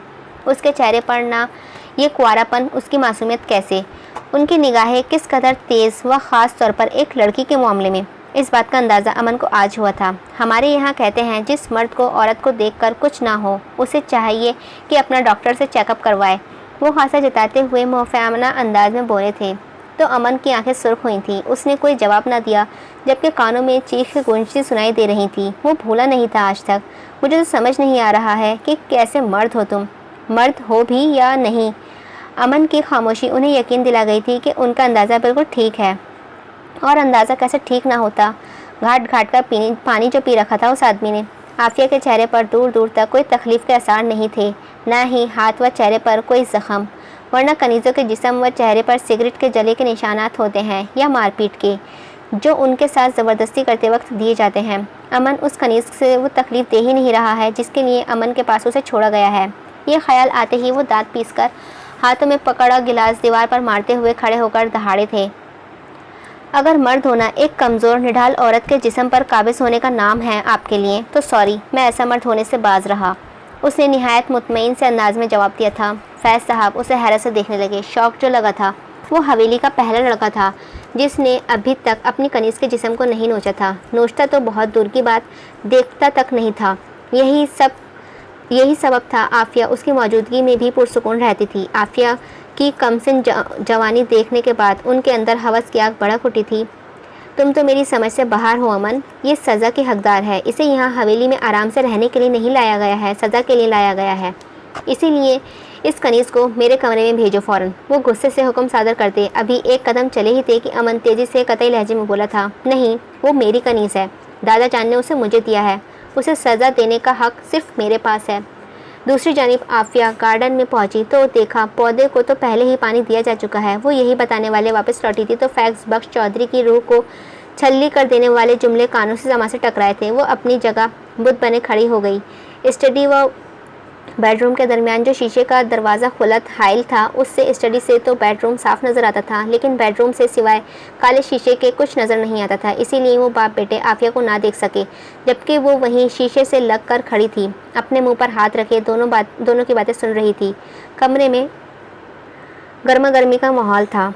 तुम्हारी ये मजाल कि अपने बाप को इनकार करो। फैज़ बख्श एक ज़ोरदार थप्पड़ उसके चेहरे पर रसीद कर बिफर कर चीखे। उनकी उंगली में अंगूठी थी, जिसके सबब अमन के रुखसार की खाल छिल गई थी।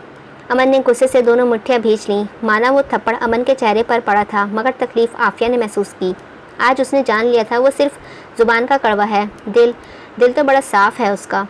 वो भी एक मामूली कनीज़ के लिए। वो दांत पीसते हुए बोले। उनका गुस्सा अभी ठंडा नहीं हुआ था और ना ही हो सकता था। एक मामूली सी कनीज़ के पीछे उनके बेटे ने उनके मुंह पर इनकार किया। ये बात उनकी अना पर आ गई थी। आफिया की आंखों से मोती बरसने लगे थे। उससे मेरे कमरे में भेजो फ़ौरन। वो तेज के आलम में आंधी तूफान की मान राह में आने वाली चीज़ों को लात मारकर उड़ते कमरे से निकल गए थे। उनके जाते ही आफिया तेज़ी से बाहर आकर उसके पाँव पर गिरी थी। ये क्या कर रही हो? वो अचानक आई थी, जिसके सबब वो चौंक कर पूछ उठा। मुझे मार दो, मगर इन्हें मत देना। मैं इनके पास नहीं जाऊंगी। मुझे मत भेजना इनके पास। वो तड़प तड़प कर उसके पाँव पकड़कर रोते हुए मिन्नतें करने लगी थी। देख के मुझको हंसते गाता सड़क गई ये दुनिया सड़क गई है। देख के मुझको हंसता गाता सड़ गई ये दुनिया सड़ गई। वो बहुत तेज के आलम में अपने कमरे से निकला था। जब जूनी के कमरे तक पहुंचा तो कान फाड़ देने वाले म्यूजिक ने गुस्से को मजीद आसमानों तक पहुंचाया था। उसने बड़ी मुश्किल से अपने होठ भींचे थे। दरवाज़ा नॉक किया। ये उसके बर्दाश्त की इंतहा थी, मगर दरवाज़ा नॉक करने पर कोई जवाब ना मौसूल हुआ था। तो भी होता भी कैसे? गाने इतनी तेज़ आवाज़ से जो चल रहे थे, यकीनन ये आवाज़ उस तक पहुंची ही नहीं होगी दरवाज़ा नॉक होने की। वो धड़ाम से दरवाज़ा खोलकर जैसे ही अंदर दाखिल हुआ, वो सामने बेड पर खड़ी दुपट्टे से बेनियाज नाचती नजर आई थी। उसके पुश्त थी अमन की जानिब। उसने कमर को एक अदा से लहराया, अपनी घनी जुल्फ़ें पीछे झटकी, माना वो बहुत गुस्से में था, मगर उसकी अदा देख कुछ लम्हों के लिए मबहूत हुआ था। वो अपनी चुलबुले अंदाज में नाचती हुई जैसे ही मुड़ी, सामने अमन को खड़ा पाया था, जो उसे ही सताइशी निगाहों से तक रहा था। नाजुक सिफत उसे अचानक देखकर मारे शौक के अपनी जगह मजमंद हुई। उसे ज़रा इल्म ही नहीं कि वो कब वहाँ आकर खड़ा हुआ नाश्ता देख रहा था। दोनों की नज़रें मिली। बस नज़रें का मिलना था कि अमन ने नज़रें फ़ौरन फेर ली थीं। वो चुलबुली सी गुड़िया तेज़ी से नीचे उतरी और रिमोट साइड टेबल पर उठाकर एलसीडी बंद की। गाने की आवाज़ बंद होते ही पूरे कमरे में सकूनत तारी हुई थी। कोई तो बड़ा कवानीन असूलों का पाबंद बनता है। उस सलीकेमंद शख्स को इतनी भी तमीज़ नहीं कि किसी लड़की के कमरे में दाखिल होने से पहले दरवाज़ा नॉक करते हैं। वो दोनों हाथ फोल्ड करके दांत पीसते हुए एक आईब्रो उचकाकर उसके रूबरू खड़े हुए तंज़िया पूछने लगी थी। जाकर दुपट्टा ओढ़कर आओ पहले। उसने नज़रें झुकाई। अपनी नाक की चोंच शहादत की उंगली से हल्के से मसलते हुए लचकदार लहजे में कहा था। अपनी सांसों को बेतरतीब महसूस कर रहा था वो। उसके कहते ही जूनी फ़ौरन अपने बेड पर पड़े हुए दुपट्टे की जानिब लपकी। तुम तो बहुत खुश नज़र आ रही हो। वो दुपट्टा अभी ओढ़ ही रही थी कि मुकाबिल उसकी पुश्त तकते दिल जले अंदाज में बोला था, तो क्या ना होती?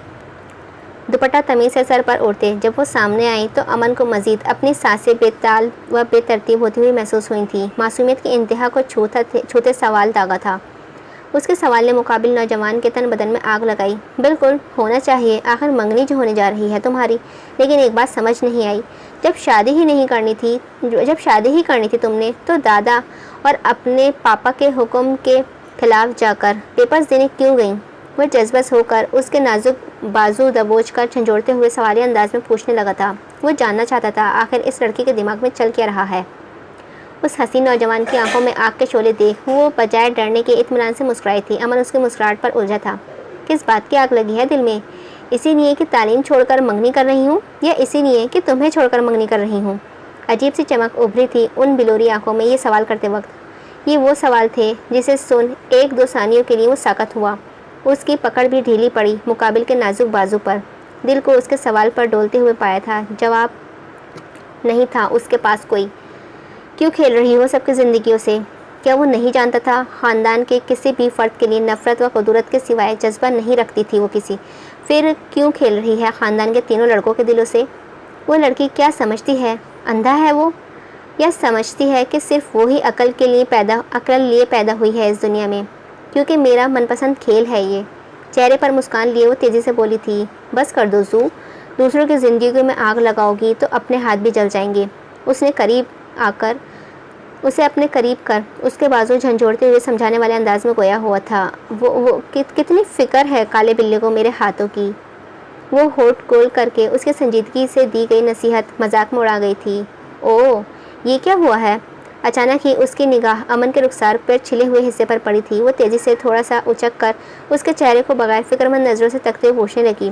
उसकी सारी तवज्जो अब सिर्फ अमन की चोट की जानिब थी। ये चुलबुली गुड़िया अचानक अपने दोनों अंगूठों पर उचक कर उसके चेहरे के करीब अपना चेहरा लिए तो मुकाबिल की आंखें शॉक से बड़ी हुई थीं। ये तो छिल गया है, कैसे? वो बगैर देखते हुए पूछने लगी थी। अपनी परेशानी में उसने तवज्जो ही ना दी कि अमन की सांसें रुक गई थी। वो सांसें रोके खड़ा था। तकलीफ़ हो रही होगी। अमन ने इस लम्हे बहुत नज़दीक से उसकी चुलबुली गुड़िया का चेहरा देखा था। वो अपनी फ़िक्र में डूबा नजर आया। ना जाने क्यों अच्छा लग रहा था उसका अपने लिए फ़िक्र जाहिर करना। अचानक दिल ने सवाल किया, क्या ये भी कोई नाटक है इसका, या वाकई इतनी फ़िक्र करती है उसकी? ये वही सोचते उससे तकने लगा था। जूनी भी उसकी जानिब देख, दोनों की नज़रें फिर मिली थीं। दूर हटो थोड़ा, अभी बात ख़त्म नहीं हुई है मेरी। वो नज़रें फेर कर खफगी से बोला था। उसकी नज़दीकी का एहसास दिलाने पर वो अगले ही पल एक कदम दूर हुई। नज़रें झुकाकर वो अपनी गर्दन की पुष्ट मसलने लगी। अमन को अचानक टोकने पर वो एम्बैरस फील कर रही थी। उसे गाल गुलाबी पड़ गए थे। कमरे की फ़िज़ा में 2-3 सानियों तक खामोशी छाई रही। आइंदा मुझसे उम्मीद मत रखना कि मैं तुम्हारे लिए कोई स्टैंड लूँगा, वो दांत पीसते कहता उसका बाजू आहिस्ते से छोड़कर मुड़कर जाने लगा था। बोल तो ऐसे रहे हो जैसे मेरे लिए ना जाने किस किससे लड़कर आए हो। वो मुंह बसोर कर उसकी पुष्ट तकते तंजे बोली थी, अगर मैंने तुम्हारे लिए स्टैंड नहीं लिया तो तुम बताओगी अम्मा ने क्यों तुमसे पूछा शादी का, जबकि आज तक हमारे ख़ानदान में लड़कियों से नहीं पूछा गया है। इस लड़की का ये क्या तंज उसे तेज दिला गया था। वो शेर वापस पलट कर उसकी आंखों में झांकते कुर्राते हुए पूछने लगा था, मुझे नहीं पता तुम क्या खेल खेल रही हो, मगर मुझे अपने खेलों से दूर रखना अब, समझी? तुम्हारी खातिर मैंने मर्दों को महफिल में दादा को मजबूर किया कि तुम्हारी तालीम के मुतालिक क्या हुआ अपना फ़ैसला वापस लें। दादी को मनाया कि तुम्हारी शादी बगैर तुम्हारी मर्ज़ी पूछे ना करें, ताकि जब वो पूछें तो तुम इनकार कर दो और अपनी तालीम बगैर किसी रुकावट के जारी रख सको। मगर नहीं, मोहतरमा तो एक भाई को दाना डालने और दूसरे भाई से मंगनी करने व शर्माने में मशगूल है। अगर गुस्से में ना होता तो हरगिज़ न जताता कि क्या कुछ करता फिर रहा है वो उसके लिए, ताकि वो अपनी तालीम जारी रख सके। क्या वो नहीं जानती इब्राहिम बख्श का फ़ैसला पत्थर पर लकीर की मांद होता है। अगर अमन ने उसके खातिर उन फ़ैसला बदला है तो कोई आम बात नहीं थी। अगर ख़ानदान की लड़की होने के बावजूद उसने शाहीन बेगम को मजबूर किया, उसकी शादी के लिए रज़ा मालूम करी, तो ये बात अपने आप में बहुत बड़ा कमाल थी। जूनी ने तो इस नज़रिए से सोचा ही नहीं था उस दिन, लेकिन अब शायद पछतावा हो रहा था कि क्यों ना सोचा। अमन को जलाने के चक्कर में वो शहरोज से रिश्ते को हाँ कर आई थी। मुझे पता नहीं था कि तुमने इसीलिए मेरी रज़ा पुछवाई है, वो नज़रें झुकाकर बोली थी। उसके लहजे में मासूमियत नुमाया थी। बंद करो अपना ये मासूम ना समझ बनने का नाटक। मैं खामोश हूँ इसका मतलब ये मत समझो कि मुझे नज़र नहीं आता है कि तुम क्या कर रही हो। वो दांत पीसते हुए बेएतबारी से गोया हुआ था। मैं कोई नाटक नहीं कर रही, मुझे ज़रूरत ही नहीं, डरपोक नहीं हूँ मैं। जो करती हूँ डंके की चोट पर करती हूँ। अगर कोई और यूँ बेएतबारी से कहता तो वो हंसी में टाल जाती, अहमियत ना देती, मगर सामने खड़ा शख्स अमन था, जिसकी बेएतबार निगाहें व अल्फाज दिल को ज़ख्मी करते मालूम हुए थे। हाँ, वो तो नज़र ही आ रहा है। एक के साथ घूम फिर रही हो, दूसरे से मंगनी करने जा रही हो और तीसरी के सामने दुपट्टा उतार कर नाच रही हो। वाकई खासा बहादुर हो तुम। एक ही ख़ानदान के 3 लड़कों के एक साथ पटा रही हो, वो भी स्कूल पढ़ने की उम्र में। वाकई बहादुर तो हो। कहो तो गोल्ड मेडल दूँ? उसके नाजुक पतली कमर के गिर्द अपने हाथ हायल कर उसे खुद से झटके से लगा कर करीब करते आंखों में आंखें डाल निहायत कदूरत से एक जुमला जताते हुए अदा किया था। आखिरी जुमला निहायत तंजिया व चुपते हुए लहजे में इस्तफसार किया था। यकीनन वो चोट कर रहा था। दूसरों के दिलों से खेलने वालों को खुद भी कभी दिली सुकून नसीब नहीं होता है। यकीन करो मेरा, मुझे अंदाज़ा है तुम्हारी तकलीफ़ों का, मैं समझता हूँ, मगर ये कोई तरीका नहीं अपनी तकलीफ़ों का बदला लेने का। अमन का तंजिया तीर उसके दिल पर जाकर लगा था, डायरेक्ट। अमन ने कमर को आहिस्ते से छोड़ते उसके जुल्फों में हाथ उलझाकर अपनी पेशानी उसके पेशानी से लगाकर मध्यम व नोयत नरमी से मोहब्बत समझाने से वाले अंदाज में कहा था। वो जान चुका था जितना लड़ेगा वो उतना ही बागी होगी। जो लोग किसी से डरते ना हो वो बहुत ख़तरनाक होते हैं। उन्हें हराना व समझाना दोनों ही आसान नहीं होता। तुम नहीं समझते। लगा जैसे दुखती रग पर हाथ रख दिया हो जालिम ने। कहते हैं कि समझता है। भला हवेली के लाडलों को कब वो तकलीफ़ें अज़ियतें सहनी पड़ी जो उसके हिस्से में सिर्फ लड़की होने के सबब आई थी। ख़ानदान तो दूर की बात, उसके बाप ने आज तक उसे दिल से कबूल नहीं किया था। वो जान ही नहीं सकता था उसकी तकलीफ़ों को जो अपनी बाप के मुंह फेरते वक्त, मुंह बसोरते वक्त, हाथ उठाते वक्त महसूस करती आई थी। वो बाप की नफ़रत करना एक बेटी को वैसे भी मार देता है। उस पर सोने पर सुहागा उसका पूरा ख़ानदान जो अमन शाह मीर व शहरोज़ को तो सरताज बनाकर रखते हैं मगर उसे पाँव की जूती से भी कमतर गुमान करते हैं। जुनी ने झुंझलाकर उसका हाथ अपनी जुल्फ़ों के रुखसार से हटाने की सही करते बिफर कर उसकी आंखों में आंखें डाल कतई लहजे में कहा था। वो दूर होना चाहती थी, अमन को दूर धकेलना चाहती थी खुद से, मगर वो ना हुआ क्योंकि पूरी ताकत से नहीं किया था उसने अमल। करती भी कैसे? शायद चाहत ही नहीं थी वो छोड़े। कमज़ोर सी कोशिश थी बहुत उसे दूर करने की। पहली बार तो कोई कह रहा था कि उसकी तकलीफ़ समझता है। मैं समझता हूँ। उसकी आंखों में सदाकत थी। वो हसीन नौजवान उसकी नाक से अपनी नाक नरमी से रगड़ते भर्राई हुई आवाज़ में बोला था। दोनों एक दूसरे की सांसों में महक को महसूस कर रहे थे। चेहरे नज़दीकियों से झुलस रहे थे। सांसें बेतरतीब थी। कमरे का टेम्परेचर शायद आग बरसाने लगा था। नहीं समझते। उसे खुद से दूर करते हाथों की कोशिश करने लगी थी। माना बॉडी लैंग्वेज थी कि दूर हो जाए, मगर वो जानता था अगर वाकई ऐसा चाहती तो कब का दूर फेंक चुकी होती। वो नहीं चाहती थी, उसका दिल नहीं चाहता था। ज़ुबान पर इनकार मगर दिल में इकरार छुपा था। समझता हूँ, यकीन करो समझता हूँ। उसके नाजुक हाथों को अपने दरमियान दूरी कायम करने ना दी उससे हसीन नौजवान ने। जूनी के हाथ उसके काले कुर्ते को मजबूती से खींचे हुए थे। तुम झूठ बोल रहे हो, तुम कभी नहीं समझ सकते। वो रो दी थी। वो वाकई रो दी थी। आंखों के आगे पूरी अजियतें व तकलीफ़ें उभरी थीं। ज़िंदगी जो गुम हो गई थी। उसके गर्म आंसू जब आंसू से बहकर रुखसारों तक पहुँचे, अमन ने उनकी तरी अपने रुखसारों पर महसूस की थी। अमन ने उस लम्हे निगाहें उठाईं। उसे चुलबुली गुड़िया की आंखें बंद थीं और आंसू बह रहे थे। अपने वजूद में एक नए एहसास को जन्म लेता पाता उसके गुलाब सी पंखुड़ियों जैसे होठ लरज़ रहे थे। एक दिन दिल एक नए साज पर धड़का था। उसकी आंसू अपने अंगूठे के पोर से साफ किए थे। एक अजीब सा जहर अपने इर्द गिर्द महसूस कर रहा था। उसके लरसते हुए होठों पर नज़र ठहर सी गई थी। जूनी की महक उसे खींच रही थी अपनी जानिब। वो उसके अनाबी होठों पर बेइख्तियार ही झुकता चला जा रहा था। क्या हो रहा है यहाँ? अभी वो अपनी हदूद पार ही करता। इससे कबल वो पीछे से सर्द आवाज़ आई थी। इस आवाज़ पर अमन जो हवासों में लौटा था फ़ौरन ही आंखें मीची। ये क्या करने जा रहा था मैं? दूसरी जानिब जूनी ने अपनी माँ की आवाज़ से आंखें खोली थी। वो तेज़ी से जूनी से एक कदम दूर हटकर खड़ा हुआ था। आंखों में कचरा चला गया था। ये देख रहा था ये काला बिल्ला। जूनी ने अपनी आंखों से आंसू साफ करते तेज़ी से पूरा अतमाद लहजे में कहा था। अमन बेइख्तियार मुस्कुरा दिया। पहली बार वो उसे बचा रही थी, वो भी किस मौके पर? अच्छा। वो करीब खड़े देखा तो अक्सा बेगम अपनी बात वजाहत शर्मिंदा सी होकर देने लगी थी। साथ साथ अपना जुमला भी अधूरा छोड़ गई। अमन उस लम्हे सिर्फ सोनी को देख रहा था जो किस कदर पुरएतमादी से झूठ बोल रही थी। उसे हैरत हुई, कोई इतनी पुरएतमादी व भरम से भी झूठ बोल सकता है कि देखने वाला अपने हिस्स व बासिर पर शक कर जाए। यकीनन ये इस नाजुक दिखने वाली चलाक लड़की का ही खासा था। वो खामोशी से सर झटक कर चल दिया था। ये लो। वो आराम से अपने दोस्तों के साथ डेस्क पर चढ़कर बैठा हुआ था कि मरियम ने आकर उसकी जानिब फाइल बढ़ाई थी। इस हैंडसम लड़के ने उलझकर उसके हाथ से फाइल ली।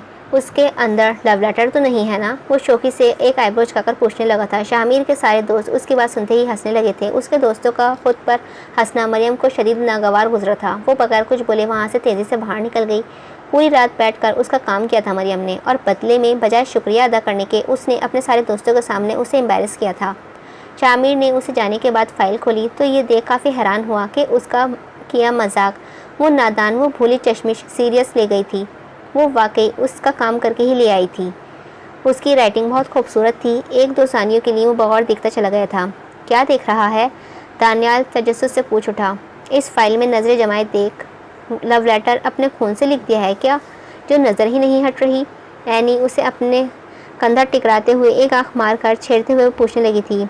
बस राइटिंग देख रहा था। उसने फाइल बंद करके पीछे सीट पर रखकर अपने बैग में डाली थी। शामिर का खाका मरियम की निगाह में बैड बॉय का था, जो हर वक्त अपने बैक बेंचर्स दोस्तों व लड़कियों में घूमता नजर आता था। आप कब वापस आएंगे? बड़ी मुश्किल से आलियान का सेल लेकर अपने कमरे में छुपकर वो अरमान से बात कर रही थी। अरमान ने तो कहा कि आलियान को निकाह का बता दूं, वो जब तक वहाँ रह रहा है तुम्हारी मोहब्बत मुझसे करवा देगा, मगर वो ना मानी थी। रेहाना बेगम पहले ही उनकी नाक में दम करके रखती थी। अगर खुदा न ख्वास्ता उन्हें आलियान के ज़रिए उसके निकाह की भनक भी लग गई तो फिर वो उसके साथ क्या वहशियाना सलूक करेंगी। वो सच कह रही हैं। वो ये सोच कर ही खुद को लरजता हुआ पाती थी। ये खौफ उसे हर वक्त सताता था कि इसीलिए उसने साफ इनकार किया था। उल्टा उसे भी तायद की थी कि वो ना बताए किसी को। वो रोते हुए पूछने लगी, अरमान के बगैर दिल नहीं लगता था उसका। अरे मेरी जान, बस थोड़ा सा और इंतज़ार। वो मुस्कुराते हुए गोया। मरियम का खूबसूरत सरापा उसकी आंखों में घूम रहा था। वो भी कहाँ रह पा रहा था उसके बगैर। एक दिन गिन गिन कर गुजार रहा था। ये इंतज़ार ही तो नहीं होता। वो रोतू सा मुँह बनाकर बोली थी। उसने अरमान को ना बताया कि रेहाना बेगम उसे बहुत तंग कर रही हैं जब से वो गया है, और ना ही बताना चाहती थी। जानती जो थी वो बेचारा परेशान हो जाएगा। आलियान को इल्म ना हो जाए कि उसके सेल गायब है। उससे खौफ से वो ज़्यादा बात ना कर सकी।